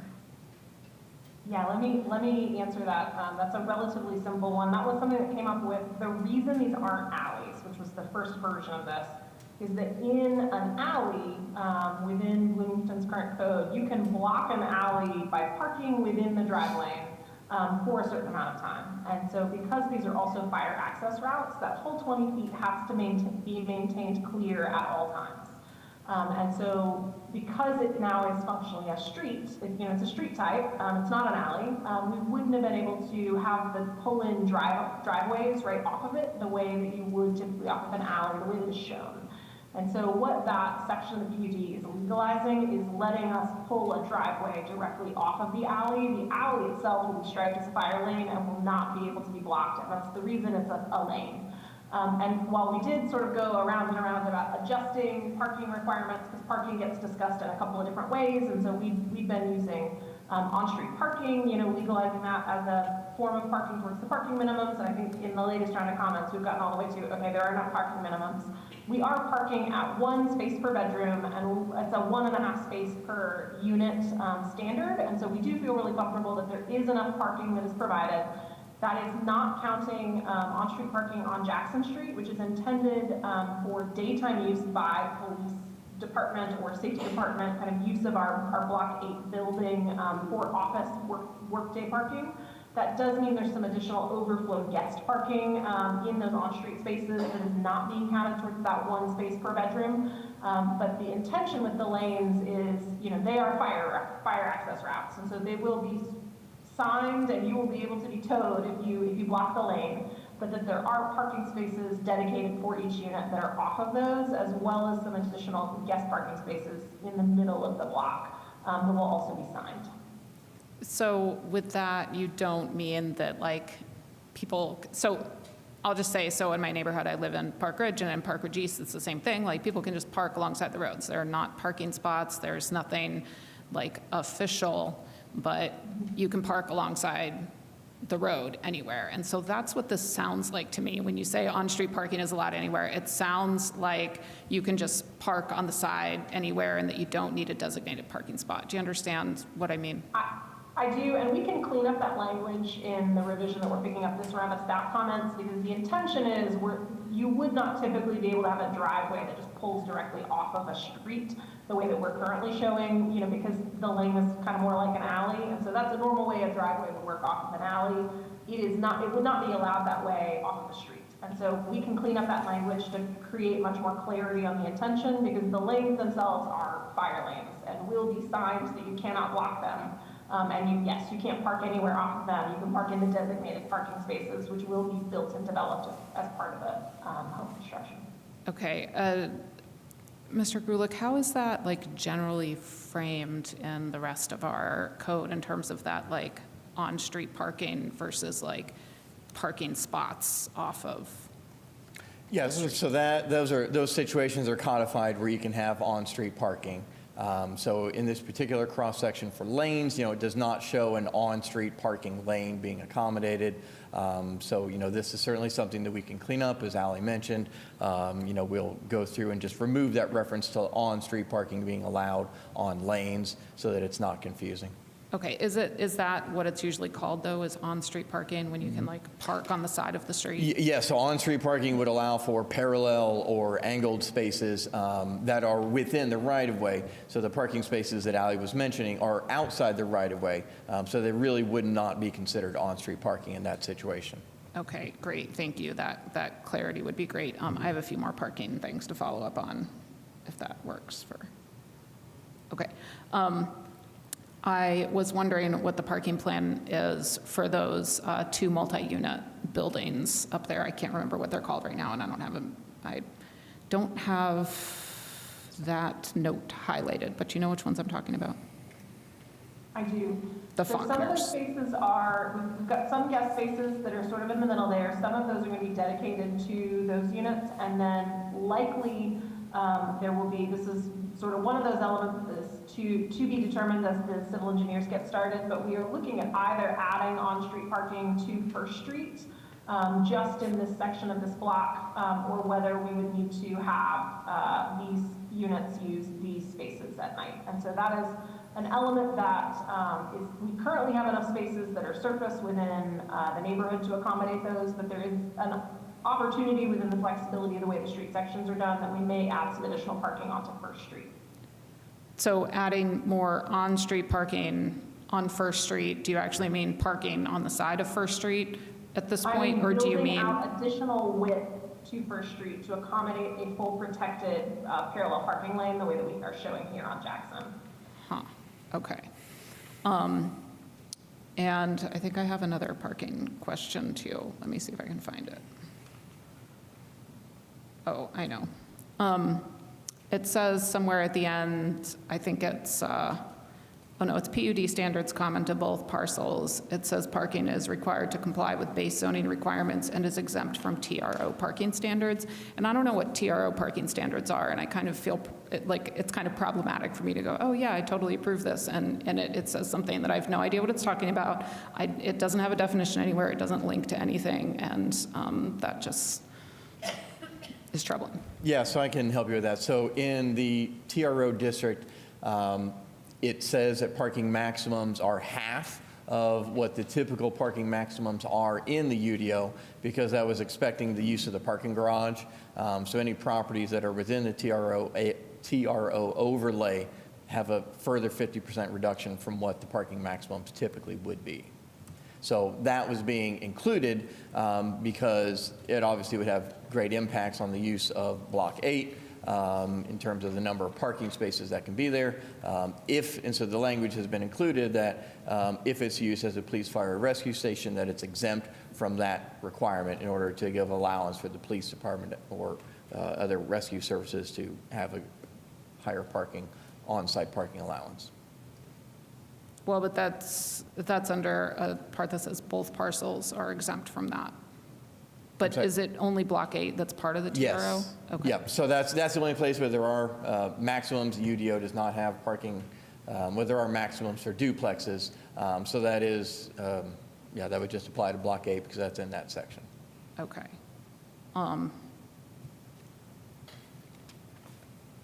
I'll wait for now. I do have other questions, but I'll give somebody else a chance. Thanks. Any other questions? All right. If nobody else has other questions, I want to clarify first, all of these streets and lanes are going to be the responsibility of the city for things like snow clearing and maintenance and all that stuff. They're all going to be city rights away. Yes, they are all shown to be public, so they would be maintained by us. Okay, and has Public Works like weighed in on like snow clearing and that kind of stuff? Because snow is such an issue right this second. Yeah, so, you know, obviously with Fairview and Jackson Street, those being more of a typical street, you know, snow plowing won't be an issue. You know, on the lanes, you know, with the lack of a tree plot and other areas in order to locate snow, that might be a little bit more challenging, but with the shorter length of those, hopefully that's not a significant challenge. Okay, thanks. And then I wanted to dig into the ADA accessibility stuff as I think my last like substantive kind of comment. So I'm just trying to understand both the pieces of presentation, and Ally, I really appreciate that you, in responding to some comments from the public, specifically included some accessibility comments and some of those differences, and I appreciate that. But it really, like when I'm looking at the different cross-sections, like as they're included in the packet, it doesn't really seem as though those cross-sections are actually the accessible ones or the full ADU or either of those. Is that an accurate assumption, or is it just that they're not exactly to scale, or like what, yeah? The stairs were included from another project, and so that the stairs on the front of the gardenia are just a standardized elevation error, and so that is on us, and reasonable interpretation and question on that. But yes, there is a commitment within these that those will have a zero-step entry, and they've been cited and graded to be able to achieve that both from the parking lot and from sidewalks. Okay, and I guess that like allows this follow-up, because I thought that one of the things that I heard you say when you were doing that presentation was that the rear entry would be ADA accessible, would be zero step, but not necessarily the front would be. And then I was like, wait, so somebody in a wheelchair would be able to get in one door and not the other? We've got one unit right now that we need to finalize grading with the civil engineers, that getting from Wiley up to this front door is the only one that from an existing grading, tree preservation, existing sidewalk kind of routing is looking challenging. All of the rest of these appear to have, you know, an entry guaranteed from the back, and we think we can get to a kind of sloped sidewalk situation to get zero entry in the front. So that's kind of like specific to this site then. That's right. And the units are very much sited on the lots where they can go, right? There's a huge section of kind of this entire portion of the area that, you know, we've got 4 to 6 feet of slope across some of those lower lots. And so the ADA units are located on the lots that are able to be graded to be level enough to get that visitability access. Okay, I guess I am really interested in you're actually like publishing those plans for those accessible units. It really feels like an oversight, especially given the public questions that we've had over the last longer than a month, honestly, at least 2 months that I've been at various meetings that members of RCCA have been at who have been mentioning this, and then we still don't have the actual plans. And similarly, like I appreciate the bathroom thing and all of those notes, but that also feels a little bit like, once again, maybe these just aren't quite to scale, maybe they're not perfect, but I think that the community would feel a whole lot more assured if they actually saw those plans. And I guess similarly, you know, you have the difference there between the full ADA compliance and then the universal design. And as I, you know, was trying to look at and understand the differences and kind of look as closely as I could at the images that you gave, and I will give the Aster and Gardenia as my 2 examples, okay, because they're on the same page of my packet. The Aster does not look like it has enough space in the bathroom for somebody in a wheelchair to access it, so that would just be universal design. But if you can't access the bathroom, then really you just can't be there. But it does look like the Gardenia does have that. So is that like one of those big differences between, say, like the ADA compliance and universal design? Because that really seems like a failure of universal design if somebody can't even get into the bathroom. So the Aster's a good example of, yes, it's the dark blue universal design, and so it's got a 30 by 48, you know, it has at least a 34-inch wide door, so you have at least 32 inches clear to get in there, and so you don't have a full ADA turnaround, right? Those are only the light blue units, the Gardenia and the Egret, that have full wheelchair turnaround. But what is standard within kind of universal design, and we would call FHA really a step up from kind of generalized universal design standards, because it does have, you know, area required at each fixture is provided, yes, within the dark blue. And so, yes, that's the big difference in those 2 standards. And the 3 plans that are accessible are in that full catalog. And so the Gardenia, the Egret, the B-Bomb are the 3 that are full wheelchair accessible, full ADA standards. And then the dark blue, the Aster, we renamed these at some point during the process, so they're not our typical names for them. So I think it starts with a G. This one in the corner is also ground floor bathroom, has a 30 by 48 wheelchair, has the wider doorways, is fully visitable, but is not a full ADA bathroom. It does not have a full 5-foot turnaround and a purplish shower. Okay, so, and then in terms of the Faulkner, that's also in that dark blue, and so those, are they going to be condo buildings then? Because if all of this is theoretically like made for ownership, so those are going to be condo buildings. That's the intention. And they're ADA accessible, but they're not going to have actual like accessible bathrooms with like turnaround space in them? So the ground floor, because they're multifamily buildings, the ground floor of those are already FHA compliant floor plans. And so they're fully visitable, and they have a 30 by 48 area within the bathroom to FHA standards. And that provides a full turnaround? It does not. So FHA standards is pull in, back out. ADA standards are full 5-foot turnaround. Okay. So the light blue are full turnaround, you know, 5-foot radius, shower that's curbless and a seat in the shower. The dark blue are a more typical residential bathroom, but that is adaptable. You know, the vanity can be swapped out to provide knee area, more pull in, back out. Right, I guess it feels a little frustrating, and I think to many of our community members too, that there's not more adaptability in some of those, especially the condos. But you said the B-Bomb does have that full ADA compliance. right? Yeah. But there's not actually, Parking at the egret. but there's not actually any B-bombs in this plan? I actually think that there are two of them that we missed making blue. They are these two units right here, which as we zoom in, we can see they've got a wheelchair symbol on them. And so Oh, we've there got they two are. units right here that are the B-bomb that we have missed making blue in this plan. Okay, so there's a couple that are B-bomb in that one, but they're not in light blue there. Yes, we made an error forgetting to make those two blue. Okay, so there should actually, okay. That's also frustrating. I think that those are my accessibility questions. All right, any other questions from commissioners? All right, then, go ahead. I have one more random question of what the trash plan is for the Faulkner buildings, because if they're condo buildings and there's like 10 of them, then we wouldn't be picking them up with our sanitation department. But then, like, so in theory, would there be like a dumpster somewhere on that property? And then would you expect that dumpster to be facing First Street or facing the lane?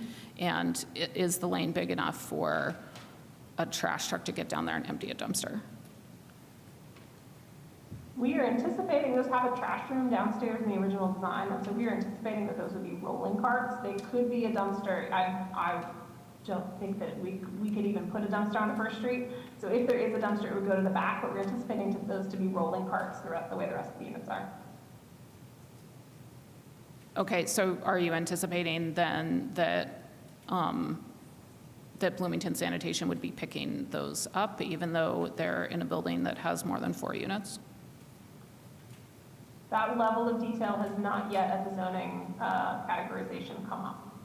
Can staff address that at all? Because they're the ones that know our local sanitation rules. Yeah, I don't think, based on the number of units, the sanitation would pick that up, so that would have to be a private arrangement.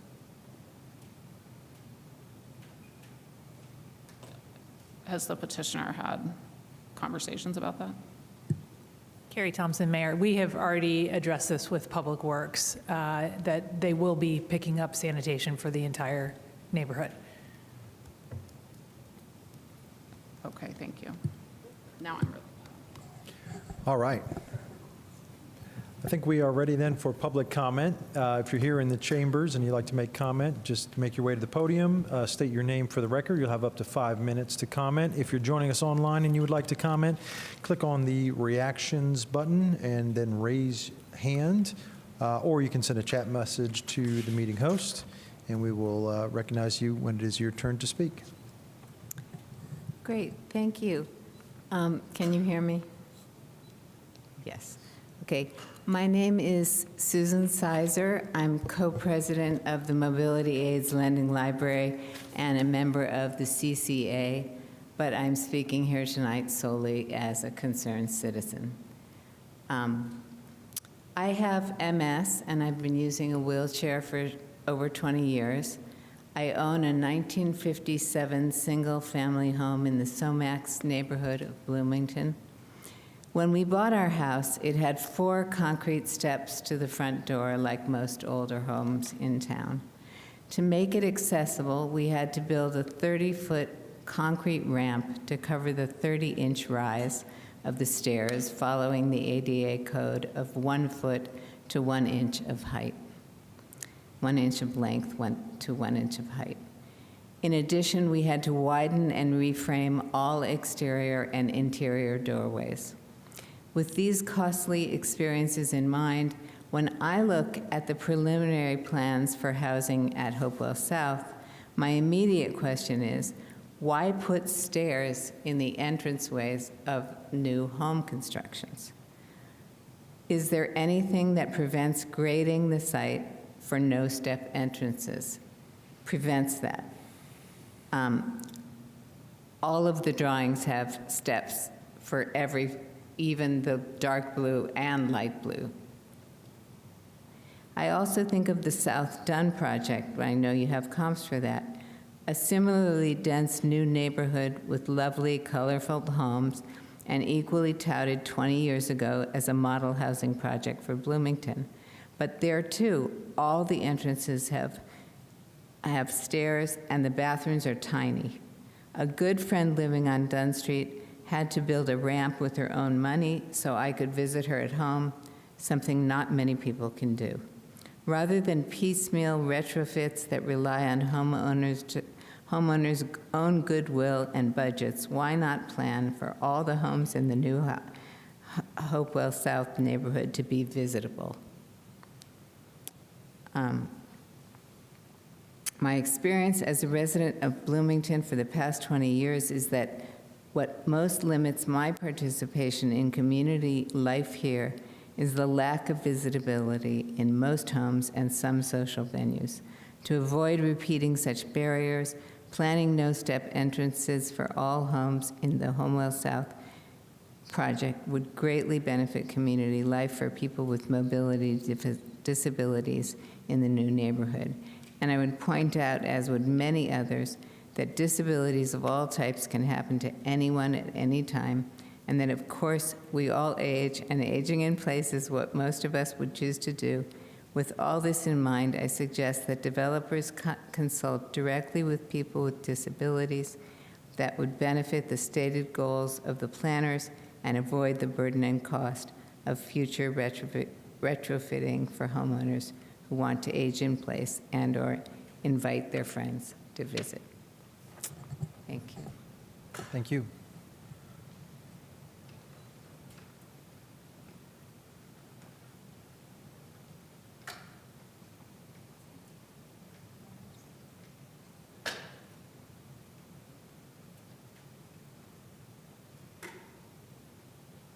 Can I get some help with the microphone? Somebody? There's one that's down on the side that actually goes a little lower, and you can also be off to the side and speak into it. Hang on. Yeah. Let's see if I can. Okay, that works. Is that better? Yeah, thank you so much. Okay. Can you hear me? Yes. Yes. Hi, my name is Karen Willison. I'm a member of Council for Community Accessibility, but the opinions I'm sharing are my own. I support the Hopewell South project, but I'm asking you to approve it with the caveat and condition that people with disabilities must be involved in the process going forward. The most important work for our community lies ahead, which is developing and finalizing the housing catalog that will contain the pre-approved plans. What do people with disabilities want for Hopewell? It's really very simple. We want to be consulted on projects like this. 1 in 4 people in the United States has a disability. We should be in every important conversation about every issue that affects us. We shouldn't be an afterthought. The Council for Community Accessibility was formed in 1990 to provide professional and lived expertise to the city and local businesses on behalf of the 25% of Bloomington residents who have disabilities. We should be proactively invited and welcomed by the city and Flintlock to help with this project. Unfortunately, there have been some communication failures, and so we didn't even know about that any of these housing catalog plans existed. If we had, we could have talked to you about the fact that those FHA bathroom plans really do not provide meaningful accessibility. If you can't park a wheelchair next to the toilet, it's really not usable. But there are some other bathroom designs that utilize a small footprint but can still provide that full accessibility. And we could help you find a universal design professional as well who could come up with plans that would work while still maintaining all of the cost and affordability goals. And that's why we're asking the Plan Commission to include a requirement for ongoing reporting, compliance review, and engagement with people with disabilities in the Hopewell South PUD. The data shows that building new homes with basic accessibility features like step-free entrances costs the same as homes without those features. The cost comes from having to renovate, from having to tear things out. If you had to make one of those, quote, FHA accessible bathrooms accessible, you'd probably be looking at $6,000 in renovations because you'd have to tear out all that plumbing where that sink is that's right next to the toilet. So those are just a really, really terrible design, I'm sorry. But if you build it right the first time, then if someone needs to, say, put in a roll-in shower where they had a tub, then that's very easy to do. So again, I'm asking you to do everything you can to ensure that the city works with the disability community going forward to address these designs and any cost concerns that may be associated with them. People with disabilities, we care about affordability. We don't want to make this into some expensive project because as a community, we're twice as likely to live in poverty, and a lot of us can't drive. So a neighborhood like Hopewell is really perfect for people with disabilities and for seniors who need this accessibility. My colleagues and I, we're all here to passionately advocate for Hopewell accessibility because we've personally experienced the challenges of finding accessible and affordable housing. I know I'm incredibly fortunate compared to a lot of people with disabilities, and I still had to utilize state funding sources and family support to make my home accessible. I know a lot of people who have to use a commode or take bed baths because they can't get into their bathroom. I know people who have to spend 80% of their income on an accessible house or apartment because otherwise they can't use their own bathroom. You might hear from some of those folks here or via emails, or you might not, because this is kind of intimidating to get up in front of the city, and not everybody probably is up for that, but that doesn't mean that they don't care. They might also think that this isn't a project for them. This isn't something that they would be included in, that they're going to be excluded, because that happens so often. So I guess I'm coming here with relative privilege to say that, we need this. People with disabilities need this, and if you build it, we will come. I want Hopewell to be a shining example of a community that is welcoming to everyone. Accessibility should be the default, not the exception. The Hopewell South PUD should reflect these values and ensure that people with disabilities can be meaningful partners with the city as the neighborhood takes shape. That's really what we want to do. We want to work with you. Thank you. Thank you.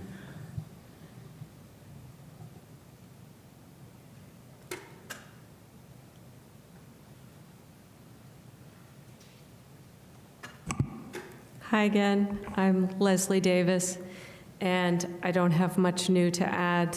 The rest of the wheelchair brigade has done that very nicely.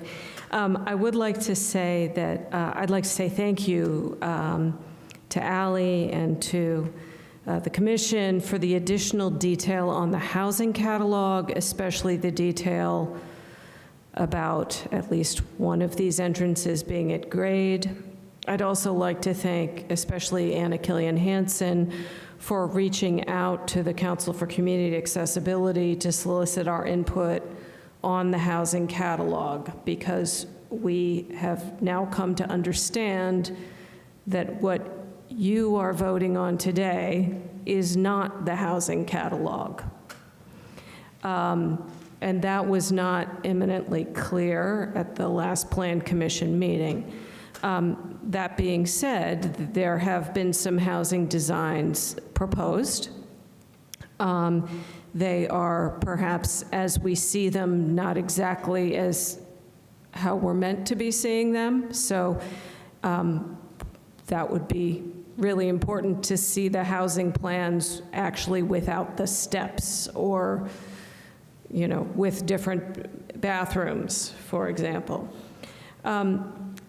But our remaining big question is one that maybe somebody here can answer, which is, if 29% of the homes are slated to be either visitable or fully accessible, is there a reason why a larger percentage of the homes cannot meet the visitability standard of being step-free at some entrance? I haven't scrutinized the land. I do know there is a slope, but is there a substantial slope between two houses that are marked as potentially accessible and the two next door to it, for example? So I don't know that you have that information, but as my colleagues rightly pointed out, who does it hurt to not have steps if that's topographically feasible? And then, again, we want Hopewell. We want this Hopewell, we want the other Hopewells. The fact is, less than 4% of housing stock in the United States is accessible or even visitable. And that's just unacceptable, especially as people live longer. So we think or I think, and I think my colleagues agree with me, that you should approve the PUD, but with added enforcement, verification, or monitoring language to ensure accessibility and/or visitability outcomes. So something like the Hopewell South PUD will require ongoing reporting, compliance review, and engagement with people with disabilities, so that as much as can be done, can be done. And we do understand that sometimes there are things that drive prices up, and we very much want these homes to be affordable. But sometimes it's just the fact that people build things with steps because that's how we've always done it. And I'm here to say, all of us who have modified a home are here to say, that's not where you have to start. So thank you very much. Thank you.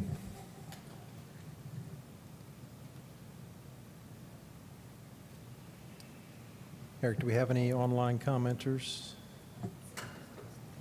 If there is anybody online that would like to speak to this petition, please use the raise hand function and we can recognize you.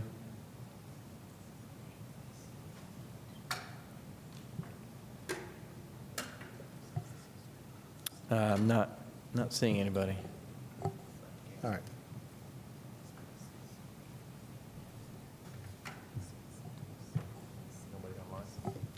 Go ahead. There is one person online, but we can get them after Randy. Yeah, go ahead. We'll take comment here first, and then we'll go to the online commenter next. Good evening. Appreciate all you guys' participation and such. Randy Cassidy, I am a member of the RDC, but I'm here tonight as an individual. So I'd like to address the aspect of, as we look at this and we look at what Hopewell is, what we have, and what we as a community have invested in it, and how soon we can get something done in order to provide the affordable housing in the close proximity to the downtown, to the services that are needed, walkability, and accessibility.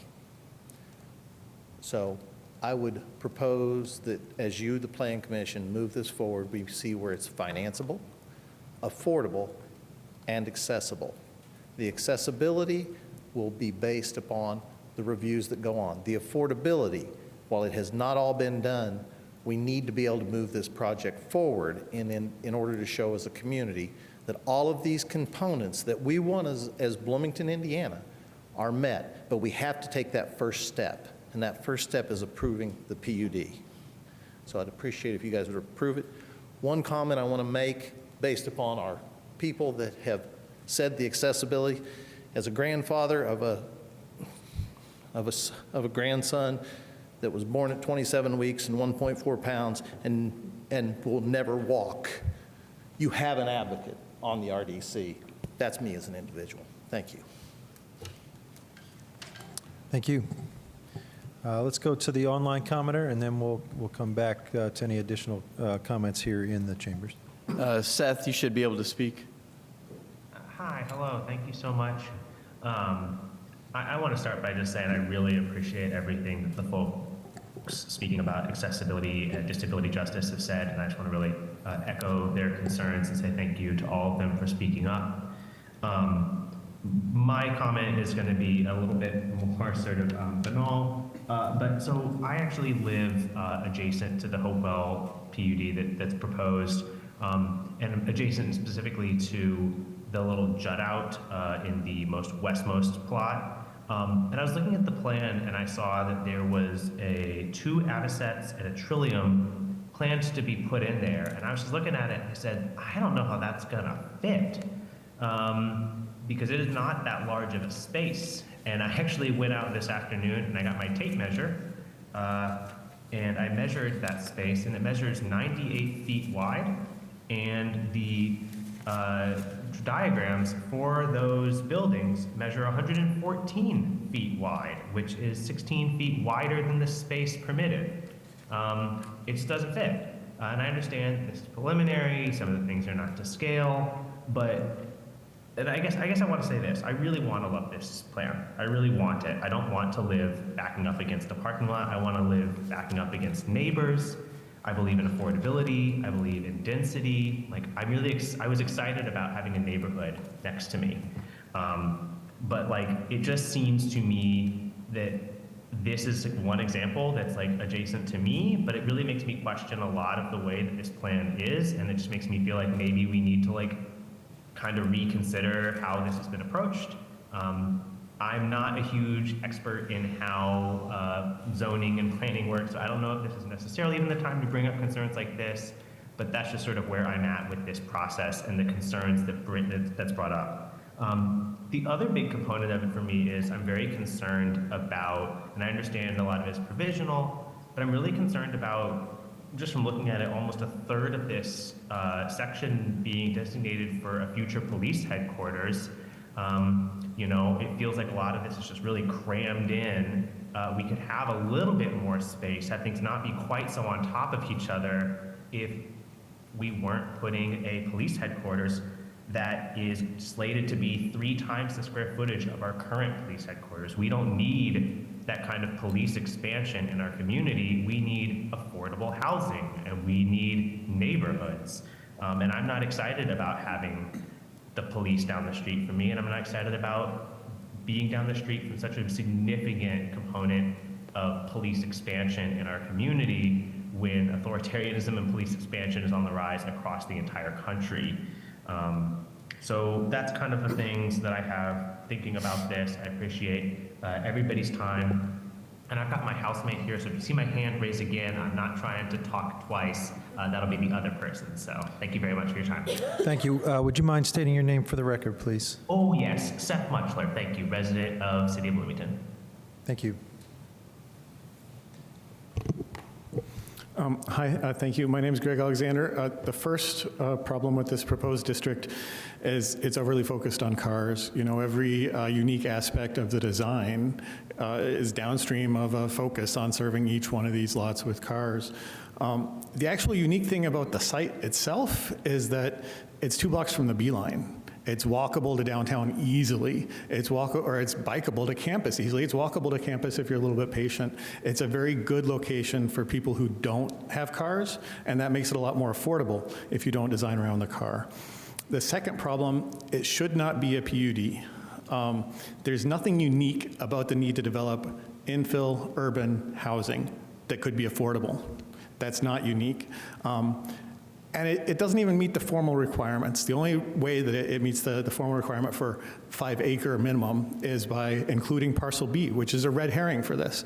The police station in parcel B is literally not planned. So how could it be part of a planned unit development? It's not planned as part of this development. It's not part of the same unit. It's just something that's tacked on to meet that pro forma requirement. I don't think that's proper.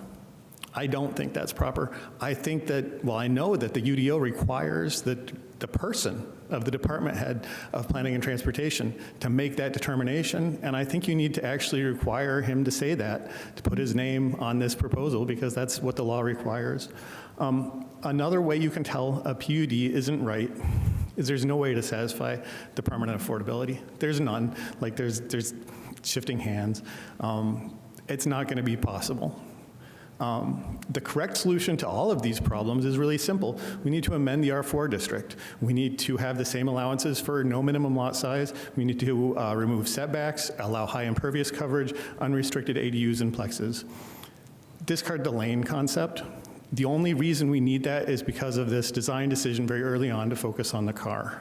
If we have, for example, row houses instead of a driveway beside every house, we don't need all of these unusual access to each lot. It's basically an alley that prioritizes cars much more, even though it's going to carry pedestrian traffic. It's not good design. It's just as easy to amend the UDO as to pass a PUD. PUDs are extraordinarily difficult procedurally. The only thing stopping you from doing that right thing is a lack of support from staff. And staff knows everything I'm saying. They're not going to agree with me on the details, but they know that we need to actually reform the R4 district. And the only reason they're not doing that is they're waiting for permission from the mayor. And now you're waiting for permission from the mayor. But we have a crisis, a housing crisis in our community. It's very broadly agreed among the voters and the residents that we need to do something about this, and we're not. Instead, we're doing another one-off spot rezone. So I'm asking you, even though I know who appointed you, but you work for the people. You don't work for the mayor. Demand a good proposal that actually addresses our problems, instead of a one-off spot rezone. Using PUDs this way, we've been down this path. It makes all affordable housing subject to a personal relationship with the mayor. It's bad policy. It creates segregation and leapfrog development. We've seen that in abundance. And it invites corruption. It definitely creates the appearance of corruption inexorably. Builders should be on a level playing field regardless of their personal relationship with the mayor. Thank you. Thank you. Is there any other public comment? If there's anybody else online that would like to speak, please use the raise hand function or send a message via chat. We can recognize you.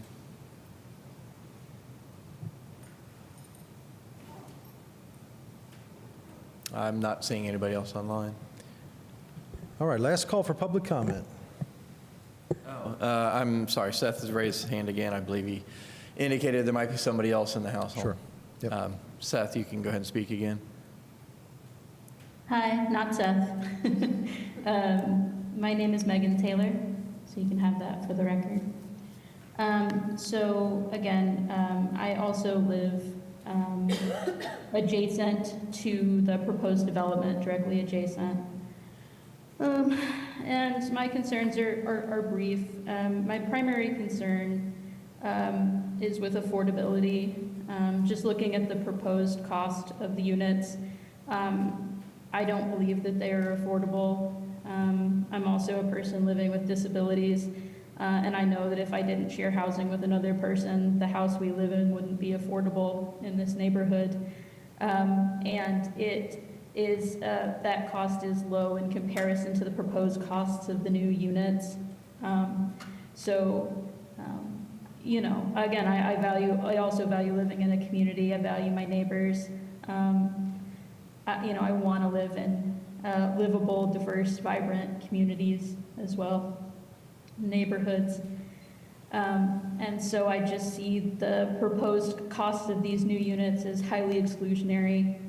In addition to living in the neighborhood, my other perspective is that I'm a licensed clinical social worker. I've been working in our community for over 20 years, helping people in various respects at local organizations. Prior to being a therapist, which is what I do now. And I work with a lot of people in our community in a lot of different situations. And again, nobody that I've served in all of this time could ever afford, I mean, could even dream of affording any of these houses. And so I just don't think it's fair to call them affordable. And we need real affordable housing. And speaking to Seth's prior point about the proposed development directly behind us, that proposed development in that 90 square feet is 2 duplexes and a triplex. And so again, I think similar to the last commenter, you know, I would say I'm not interested in sort of, you know, spotty solutions for larger problems. I don't think, like, you know, I'm all for increased density because we have to solve the problem somehow. But I don't think cramming people into tiny, unaffordable, exorbitantly unaffordable spaces is the answer. You know, and so I would like us to be a little more thoughtful than that. And then, yeah, I think just lastly, I just want to really say that I appreciate the people that spoke out for people with disabilities and making the units accessible. And I want that to, not just for physical disability, but but also I think emotional and mental disability as well. Again, I don't think we serve people who have various diagnoses, sensory sensitivities. I don't think we serve them by cramming them into sort of small spaces on top of each other either. So again, I really support the idea of making the spaces physically accessible and really just accessible to all members of our community. Thank you. Thank you. Is there any other public comment? Okay, seeing none, we are back to the commission for any additional questions or comments or motions. Start with Commissioner Strasburg. Thank you. I didn't plan this comment out super well, so hopefully you guys can bear with me. First of all, I want to say I'm generally really supportive of this concept. Like conceptually, I'm all good with nearly everything in it, but I have some concerns with the actual document itself. And so I kind of debated coming into this. I was like, do I mention this stuff during the question and answer period? Because they're not really questions, but I can't support moving it forward tonight. And now I'm just going to go through all of the places that I have concerns with. So, and this is going to take me a minute, and this is where I have to find all the things. First of all, in January, there were a few different staff references to the fact that there are so many references to our current UDO within this petition. And I find that extremely challenging to read and understand. And it's kind of one of those things like the TRO thing that I mentioned, that if this is the document that is supposed to define this district, then I think all of it needs to be within this document, and I shouldn't have to refer to some other document while I'm trying to read and understand this one. And I kind of assumed after the January meeting that because that was mentioned in the staff report that that would get changed, and it was not substantially changed. And I'm sorry that I had that migraine at the end of that last meeting, and I wasn't able to say that then during the comments, but once again, because it was in the staff comments, I thought that there would be a response from the petitioner, and I was kind of disappointed that there was not. Similarly, there's not an allowed use table in any of this, which also makes it really difficult to go, okay, so it's a base zoning of R4, but what's actually allowed, because the first thing it says in allowable uses are ADUs, dwelling, duplexes, triplexes, multifamily, and it doesn't actually say that you can put in single-family homes or like attached or detached. But then you have to go, oh, I guess that's maybe assumed in the R4 district, but it's not actually stated, and that makes it really confusing. And then similarly, that just makes it extremely confusing. I don't think that those kinds of references should be in there. I don't think that it's useful, especially because there's always the possibility that those UDO sections could change. And then suddenly, like, what you're exempting, you're like, maybe that's not actually what you intended to exempt. And I just find that incredibly problematic. Also, under architectural design standards, I could not find UDO 20.04.070 H through K. Maybe I just couldn't find it, but UDO 20.03.0305 does not exist. Doesn't exist in our UDO. There's a couple other those ADU under accessory dwelling unit requirements that are not cited. I think that 5 maybe should be a G instead of a 5, but that is, what is that, a typo? Is that sloppiness? Does that mean that somebody didn't check their stuff? Either way, I find that incredibly problematic and unacceptable to send to council in that way. Okay, I've had, as the council representative, I've fielded lots of council complaints over the last 2 years about things that got sent to council from Plan Commission that weren't ready. This isn't ready. There's too much uncertainty in it. Next, under miscellaneous provisions, it says single-family attached access, only one entrance facing the street frontage is required, but somewhere else it says that you don't have to have street frontage because you can also front on a lane or front on the pedestrian access. So once again, that's maybe just like an offhand sort of thing, and we all know what we mean, but this is a guiding document. It is a legal guiding document, and we can't just hand wave and go, well, we know what we mean. It's just a little sloppy. Let me see if there's more. The TRO thing at the end, I think that that needs to be defined within the document itself. I think that I already mentioned that. And the other thing is the phasing plan. It very vaguely says the subdivision will be completed in multiple phases over a period of several years, depending on market conditions and absorption of units. And I feel like there needs to be a little bit more specificity in that. The phasing plan that we had for Summit was incredibly detailed, and I think that we demanded it to be incredibly detailed. And I'm not saying that this has to have the same kind of detail as Summit had, but I think that there's a big middle ground there in the middle, and that's kind of problematic. Similarly, it doesn't say anything about phasing and utility standards, and it does seem like earlier in the language there's some assumption that part of what that, I think it's block 8 where the convalescent home is, like, my understanding, based on this other document, is part of the reason why we need that block is not just to make it big enough for the PUD, but it might be necessary to help deal with stormwater and drainage and that kind of thing. But there's nothing in here in terms of phasing around utility stuff, except that we have to meet CBU standards. And so that's another piece of like this phasing thing that I feel like is kind of hand-waved, because, well, the city is doing it themselves. And once again, I'm going to go back to what I said in the beginning, is that I'm super supportive of this conceptually. But in terms of a legal PUD document that is going to guide and may live beyond the current administration, the current staff, the current plan commission, the current city council, like, this has to live in such a way that people in the future will know what on earth we're talking about. That is all of them now. I've gotten to the bottom. So I cannot support moving it to council tonight for those reasons, just because the document itself feels too sloppy. It does not feel like we can possibly put enough conditions of approval on to make this document cleaned up enough to go to council. Thanks. Commissioner Kinsey. Yes, I just have a couple of questions as follow-up from some of the comments that were offered in the chamber and online from our public. And I guess I have a question first for either the staff or the petitioner regarding why more of the homes can't meet the standard of visitability.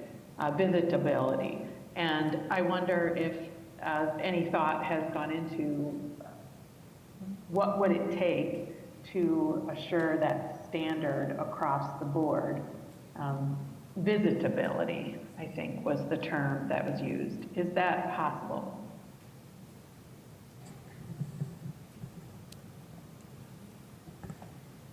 Who's your question directed to? I think it could go to the petitioner or staff. I mean, probably the petitioner, since that's where the major changes occurred, or the new emphasis on ADA and other standards started today. I'm happy to answer that. Grading and topography is the primary limitation on that, and so we've got a decent fall across the site, and so there are two challenging things working against one another, where if we're keeping one side of the site really level, it means we then need to like come off of that level, section that we've made. And so we end up then needing stairs in a public sidewalk, which we can't do. And so there's sort of this balance of, we need the overall grading to be more gentle to get across the site, but then that's creating some challenges with, there is more or less a level kind of knoll sort of right around the southern half of Fairview, and so the lots right around that, we are more able to get, only 12 to 24 inches of fall across the entire lot, which is relatively level for a lot of this size. And so we're able to get the, wheelchair accessible, as was discussed, right? Even just a 30-inch rise means we've got a 30-foot-long ramp. If we need to switch back that ramp, it means we've got 5-foot turnarounds on either end, and so those ramps get really big. And so the balance of keeping the lot relatively level, but keeping sidewalks compliant with ADA slopes means that we are relatively limited to our visitable sites from a grading standpoint. There's more grade than it feels like there is to that section right there in the middle. Yeah, I guess I just wonder, it's been a really educating conversation with so many members of the public and also representing the Commission on Community Accessibility. And I just wonder if we started with could we try and achieve a greater percentage of visitability, what would that take? And I don't know if you ever played out that whole scenario in the review since the last meeting, but I do think it's a really, it would be a useful thing to do even more. I understand what you're describing here, but I don't know if you've fully played out and can really say for certain that there's no way to make at least a single entrance visitable. I think there's some opportunity we can definitely take a look at that again and see if there are any of those. In our initial grading, that was not possible, but the civil engineers came on board this week. And so that's something that we can, as we do detailed grading on the site, take into account and increase to the extent of any of them that are possible. Yeah, it just seems like that would be an appropriate thing to try and do in this really hopewell project. I had one other question for staff, if I could, it's more of a procedural question, if I might. Okay, here it is. And Eric, I think this might be for you and the staff regarding the interest in creating some sort of condition that would require some sort of enforcement or monitoring language that would require maybe ongoing review or reporting. And I know we can't dictate in conditions necessarily how something gets done or who decides something or who is involved in things, except maybe when it comes to a disability engineer or some sort of really technical expertise. And I'm wondering if there was any consideration for such language in a condition, given all of the concerns that were raised the last time we did this. Is there any possibility for doing something like that and setting that as a condition to move this forward? Yep, so great question. So obviously the units that are shown to be accessible, whether it's the exact ones that are on the screen or, it moves one lot to the west or east or something like that, we'll be reviewing compliance with the ADA accessibility and all the accessibility components of this with the building permit. So that is obviously something that happens when it's built, certainly with the plans that get done. We don't typically inspect single-family residences or something of this nature, so that's something that we obviously catch and look at and review when we review the building permits. Beyond that, a monitoring study of some sort, we can look at that maybe outside of the PUD, something within the department as a whole, in terms of ways to increase accessibility requirements within the UDO. I certainly think that's something that's within staff's capabilities. Thank you. I appreciate it. Thanks, everybody. Thank you. Commissioner Bishop. So about the accessibility piece of this, what is the purpose of having the two different types of accessibility between the Universal Design Standard and the ADA compliance? Why can't we just have a single one?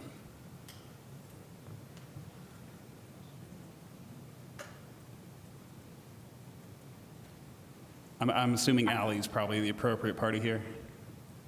The fair housing units are functionally a visitable unit that is also more adaptable. So not all disabilities are wheelchair-based. So some kind of middle ground of increased accessibility for other disabilities is also really useful typically. And so that's, there are two different legal standards in which those two are used, which is pretty common to see a mix of those.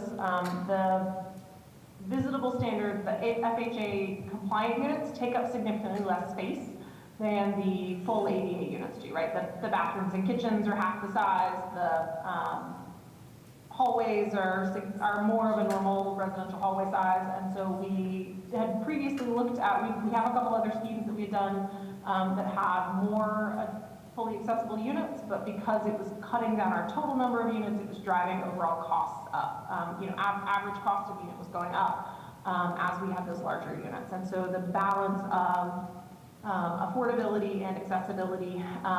We came down to, I think we did a scheme that was as much as 40% universal design, and then the standard minimum is 20% accessible or universal design, and so we landed at that 30% middle ground between affordability and accessibility, and then increased our number of fully accessible units. But the short answer is we have to cut units out if we have fully accessible units. One of the things that's driving that is they need to be fully one-story.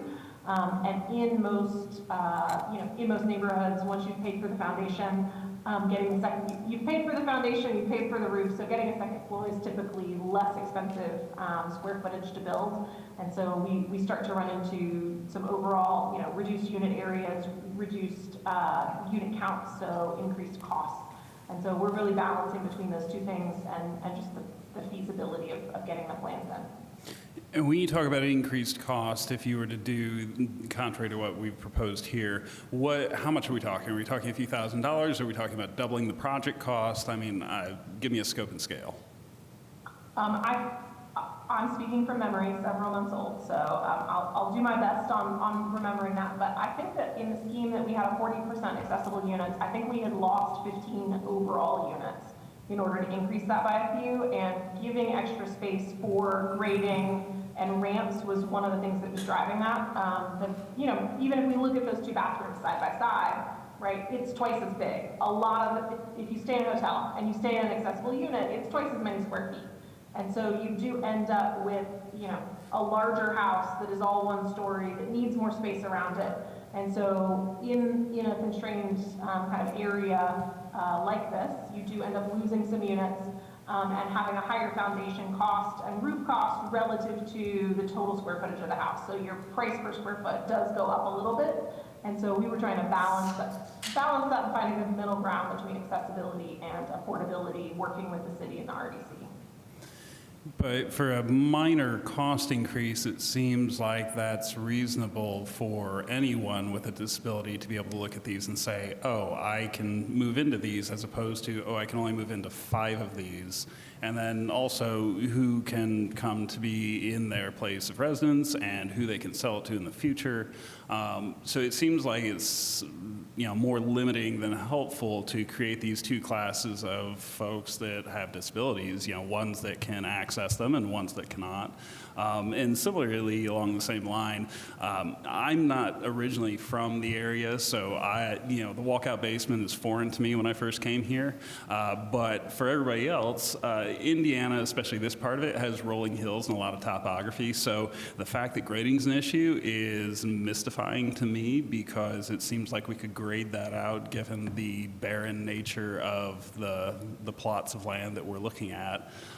Is that just more of a, we didn't want to grade this out? Was it significantly costly? And I would want some sort of a figure to attach to that if we say it is. But I'm just kind of curious what the calculus was there. I'm from a really hilly place as well, so we've got similar topography to Bloomington. So we're used to also working in lots of walkout basements, lots of topography. And I'm licensed as an architect and as a landscape architect. So we do a lot of work in which we are doing the grading and all of the architecture and figuring out, what do we need to handle with the site and what needs to be handled with the house.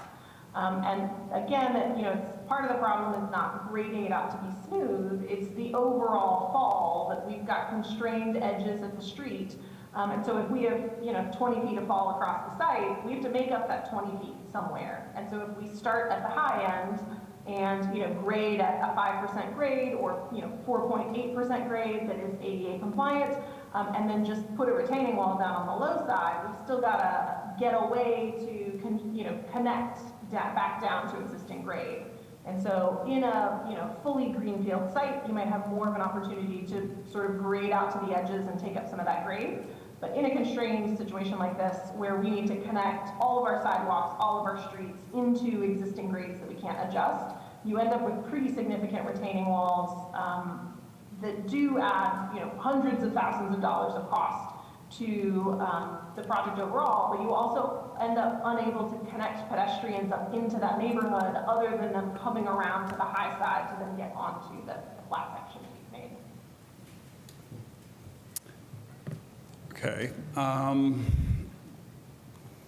So I guess I'm not entirely clear on, is it just absolutely infeasible, not feasible, for this to be graded out in a way that all of these could be potentially ADA compliant? I don't believe, from my professional experience, that it is possible to grade the entire site with its current topography at the edges, which are fixed points in the right of way, to terrace the site and get sort of switchback ramps in between the terrace heights in a way that is ADA compliant. I don't believe that that is feasible from a technical standpoint. But we certainly can pursue that if a fully ADA accessible site is something that the Plan Commission is saying is a standard. Okay. Is it at least feasible to say that there should be 2 accessible entrances to the property? My thought here is that if there's a fire in the one entrance that they do have accessible use of and not the other one with stairs, to me that's a safety issue. So I'm just curious if it is reasonable that we could remove stairs from all the ADA or other accessible compliant designs in a way that makes them more approachable for anybody. We do, sort of to repeat this comment, we do have that provided for at all but one of the units. There is one of the units in which a rear accessible entrance from the accessible parking is possible. We were trying to get another accessible unit, and so it's on an edge condition site, right, where we've got a little bit more grade than some of the other ones. But that's that balance of, would we prefer to have one more additional unit that is accessible with, accessible entry from the parking, or would we prefer a ramp to the front, or would we prefer that site is not able to have front and back both be, exactly level, and so we would prefer to have that be a non-accessible unit. I think those are some of the trade-offs that we can work through. Thank you. Any other questions or comments from commissioners? Commissioner Ballard. Thank you. I just went ahead and typed this out. I've got a few things to say, and then I would like to make a motion. So this petition for me is very close to the vest, as I've been on the front line of this housing market for over a decade.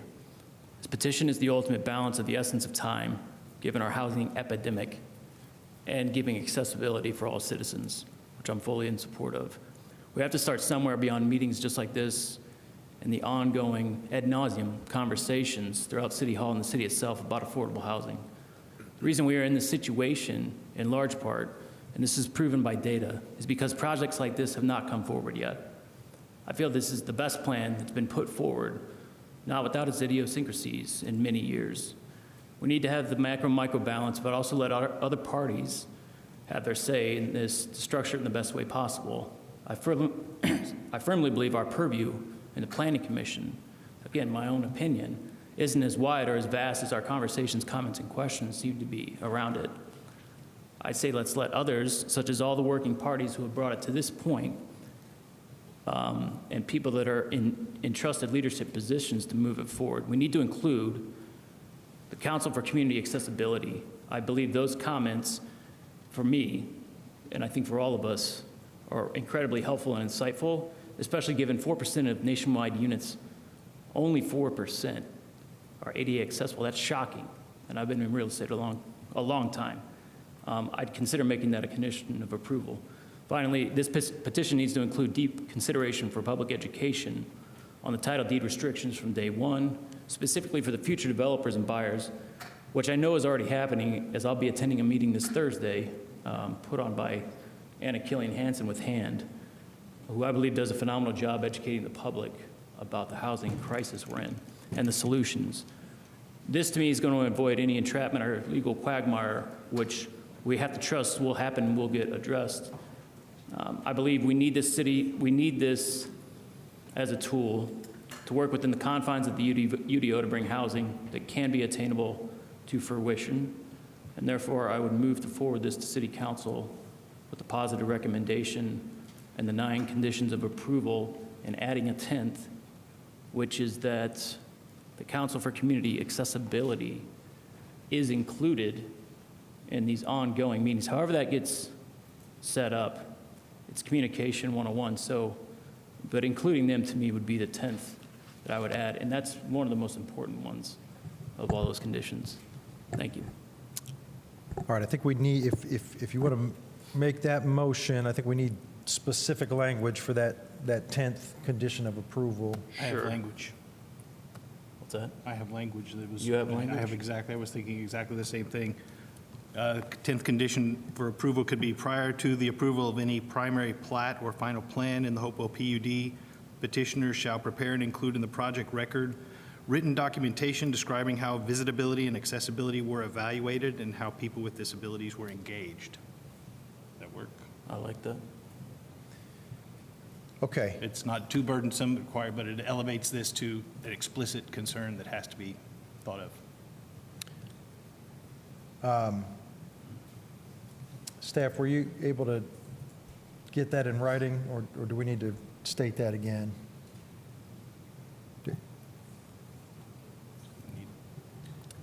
Yes, sorry, I was writing down there.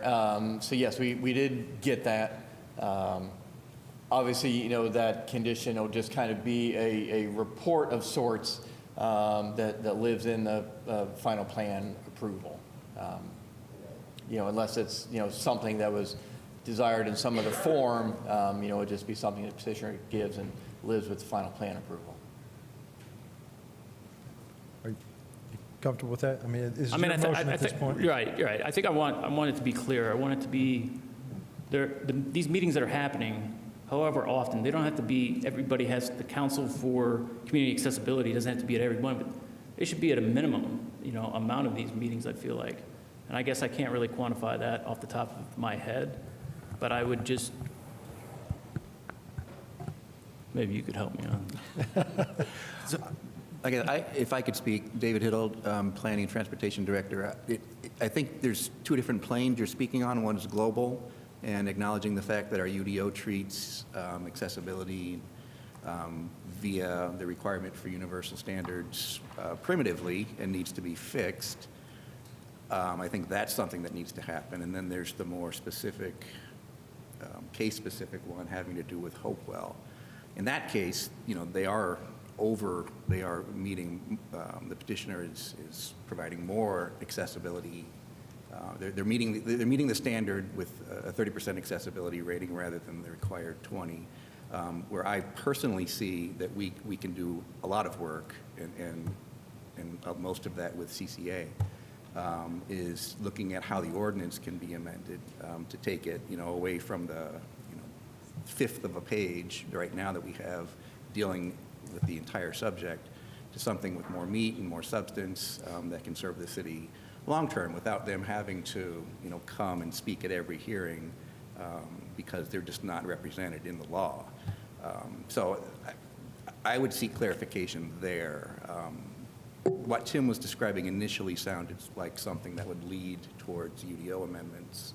No, I think it's the concerns that have been presented by community members, that they be actively engaged as part of this evolving, ongoing process. So it's specific to, the condition would be that they're included, the community for the accessibility is included as part of these regular meetings. Yeah, I think just to be fair, I think it's going to be very difficult for us to quantify exactly how many meetings there are. We don't know how many meetings are left in the process. I think it would be probably, you know, it would be, I don't think anybody wants to hold up the process because we haven't met we just have to have another meeting just to meet that requirement. And I think what has been proposed here is that the staff has to outline exactly how the engagement happened. And that creates, you know, I think an accountability that the engagement will happen because they'll have to report on how it happened. Sure. I think that's about probably as good as we can do to create that accountability without yeah, I don't want to hold this up. Burdening things and holding up the process, yeah. So I'm good with what he proposed for 10. Director Hanson, did you want to? Yeah, I do just, sorry, Anna Killian Hansen Hand. I do just want to say that I am committed to working with the CCNA to try and evaluate the site to see what we can do. I do also want to go back to one of the points about grading. Grading, we live in a area that has quite a bit of karst. Karst can limit grading. So there's other considerations that you don't know until you get out there. So I just want to say digging down is not necessarily as easy as you may think it is if you're not used to the building business.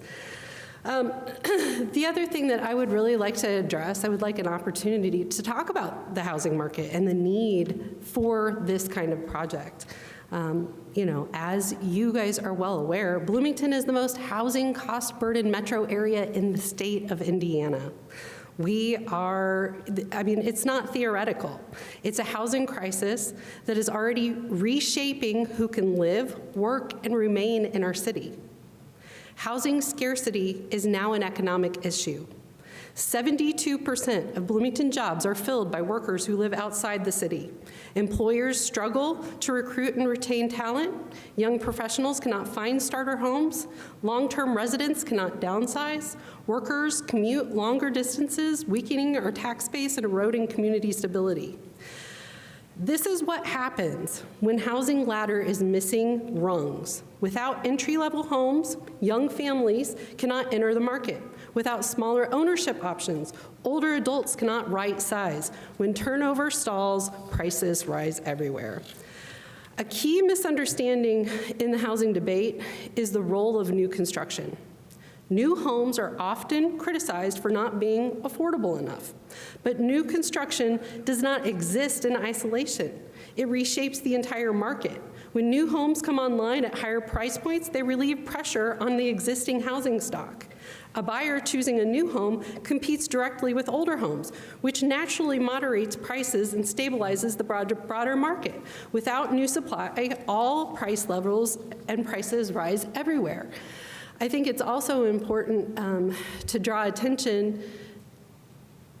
No, I think, are there any other questions? Well, I want to get control of this a little bit here.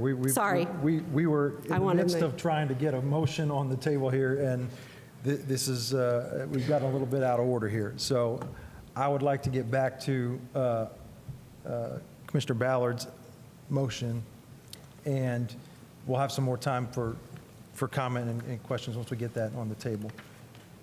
Is it would you like to include the proposed language here as your Number 10. As your number 10, you're comfortable with that language? Yes. Okay. So your motion, just to summarize again, is to forward this to the Common Council with a favorable recommendation and 10 conditions of approval, the 9 that were in the packet, and the 10th that was just read aloud here by Commissioner Holmes. Correct. Okay. Is there a second for that motion? Second. All right. Real quick, I'm so sorry. I just want to make sure that I'm understanding and writing down what this condition is explicitly. And this is related to future plans or plats in this petition moving forward and how the CCA is involved with those. Do you want to read your language again? Yeah, it's a little squishier than that. Prior to approval, and this may need wordsmithing, please do correct if some of this doesn't make sense. Prior to approval of any primary plat or final plan in the Hopewell PUD, petitioner shall prepare and include in the project record written documentation describing how visitability and accessibility were evaluated and how people with disabilities were engaged. Okay, thank you.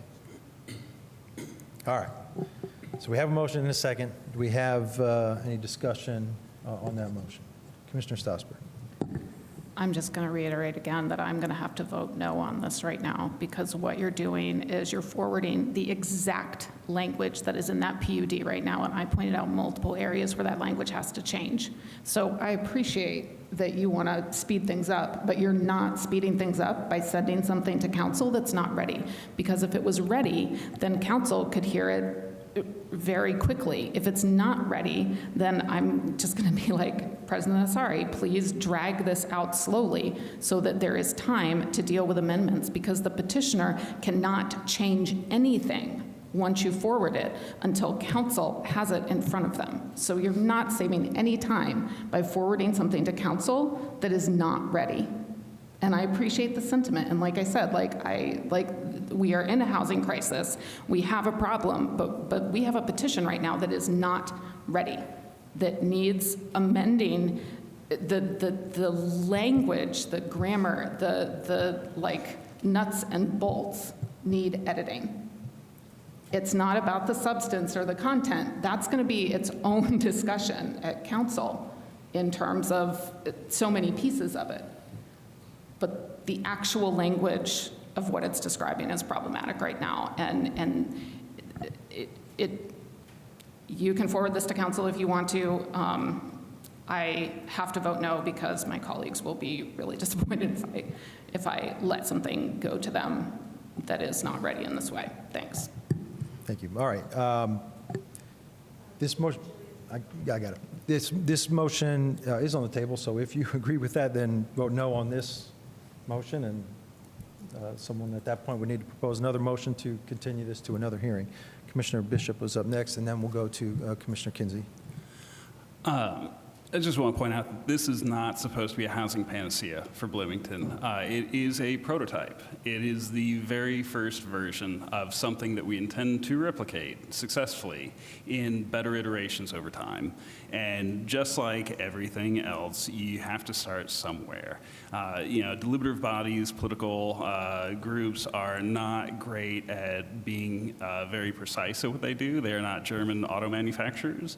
But what they do is they come up with some good ideas to some big problems, and they do their good faith efforts to try and put those forward to where the public can either decide that those are good ideas or not good ideas. So with that, I'm just pointing out that this is not supposed to be the end of this project. It is just the beginning. Commissioner Kinsey.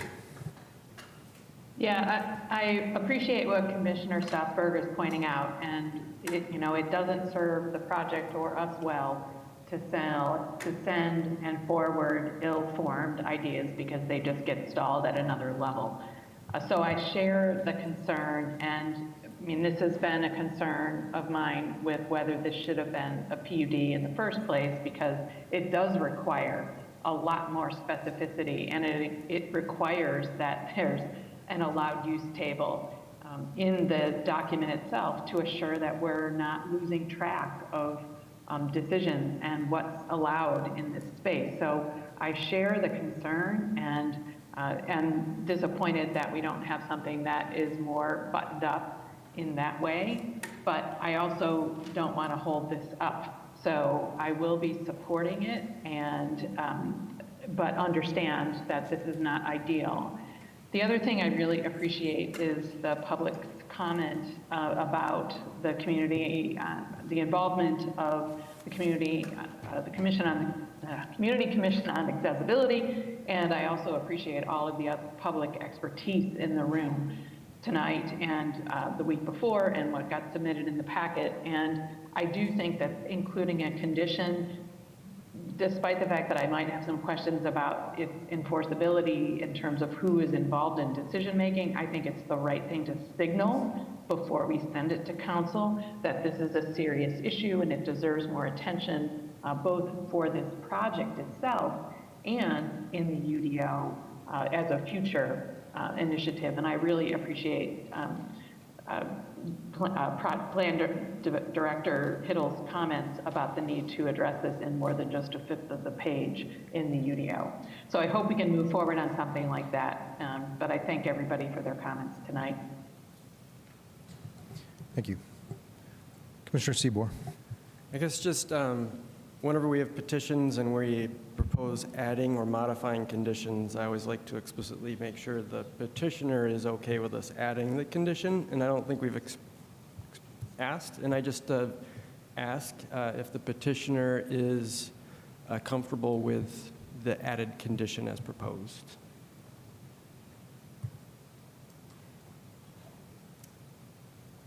Carrie Thompson, yes, we absolutely are, and actually have already been in conversations outside of this meeting about how to get that done. So we were already headed that way. Thank you. All right, any other comments, discussion on this motion before we call the roll? I'm going to ask one more question just of staff. If you have any thing you'd like to add about this being ready for council, is there, given more time, if this were back for another hearing a month from now, what might change? Sure. So obviously, you know, the Planning Commission can impose conditions of approval to clarify certain language, and those have to be done before it goes to council. So if there are specific things in the district ordinance that need to be revised, citations or things like that, you know, we are required, and petitioner is required to make those changes and clean up the ordinance before it goes to council. So we can certainly work with them to clean up some of those citations that have been referenced to make this cleaner. I mean, that's what I'm hearing, or what we're hearing tonight are, you know, the major hesitations from some of the aspects of it are just the language that's in the district ordinance. But it's not your opinion that we need another hearing in order to do those things? No, you know, certainly the petitioner wants to make things as clear as the department does as well. So we'll work expediently with them to get this done as fast as possible and get it onto the council with those changes. All right, thank you. So procedurally, do we need to add that condition to the current motion on the table, or we'd have to vote no and add That it? new condition is included in the motion that is on the table right now. So if you, The 10th condition, but what about the changes that Commissioner Strasburg requested, a use table, some of the text edits, defining the TRO? Do we No. need to add that to the current motion, or do we have to turn that one down and then add an 11th condition to make those text changes? I think, correct me if I'm wrong, Eric, I think you're saying you can make some of those clarifications. No, we would need a condition that specifies those? It would certainly be helpful to have a condition to some regard, whether it be very general, that the petitioner will work with staff to clarify some of the inconsistencies in the district ordinance, or to even clarify it more specifically.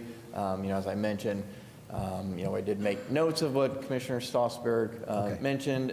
Some of those were things that were in the staff report, and we have a small list that we can use to guide us. So then if there are additional specific requirements that we want to see before it goes to council, and you want, then you would need to amend the motion that is currently on the table to add another condition. Or vote this motion down and make a motion to, make another motion after this, if and when this one would fail. Then I guess I would propose an amendment to the motion on the table to include the text changes that Commissioner Strasburg has suggested to clarify the language and correct citations. Okay, so our 11th condition would be that the petitioner would work with staff and Commissioner Strasburg to clarify language and correct the citations in the document, in the PUD document. Is that, Second. is that sufficient? Did you get that written? Okay. So the motion is to amend the motion to include an 11th condition, that staff would work with the petitioner and Commissioner Strasburg to clarify the changes Yeah. and correct the citations. Okay. All right. Everybody understand what that is? And we have a second. Any discussion on that? I suppose to Commissioner Seabor's point, are staff okay with that request? Yes. Okay. All right. So what we're going to do now is we're going to call the roll on the amendment to the motion. to add this 11th condition? Seaboard, Yes. Korodke. Yes. Holmes, Yes. Kinsey, Yes. Stossberg, Yes. Whistler, Yes. Ballard, Yes. Bishop, Yes. All right, so that motion carries. Now, we are back to the original motion as amended. Any final discussion before we call the roll on that? I'm sorry, the time for public comment has passed, and we're happy to talk to you after the meeting, but we're past that part of the agenda. Any other discussion here? All right, let's call the roll then on the motion as amended. Korodke, Yes. Holmes, Yes. Kinsey, Yes. Stossberg, Yes, it's easier than my having to do an amendment later. Thank you. Whistler, Yes. Ballard, Yes. Bishop, Yes. Seaboard. Yes. All right, I believe the motion carries. That is our final petition for the evening. Thank you all for your patience. We will see you next month.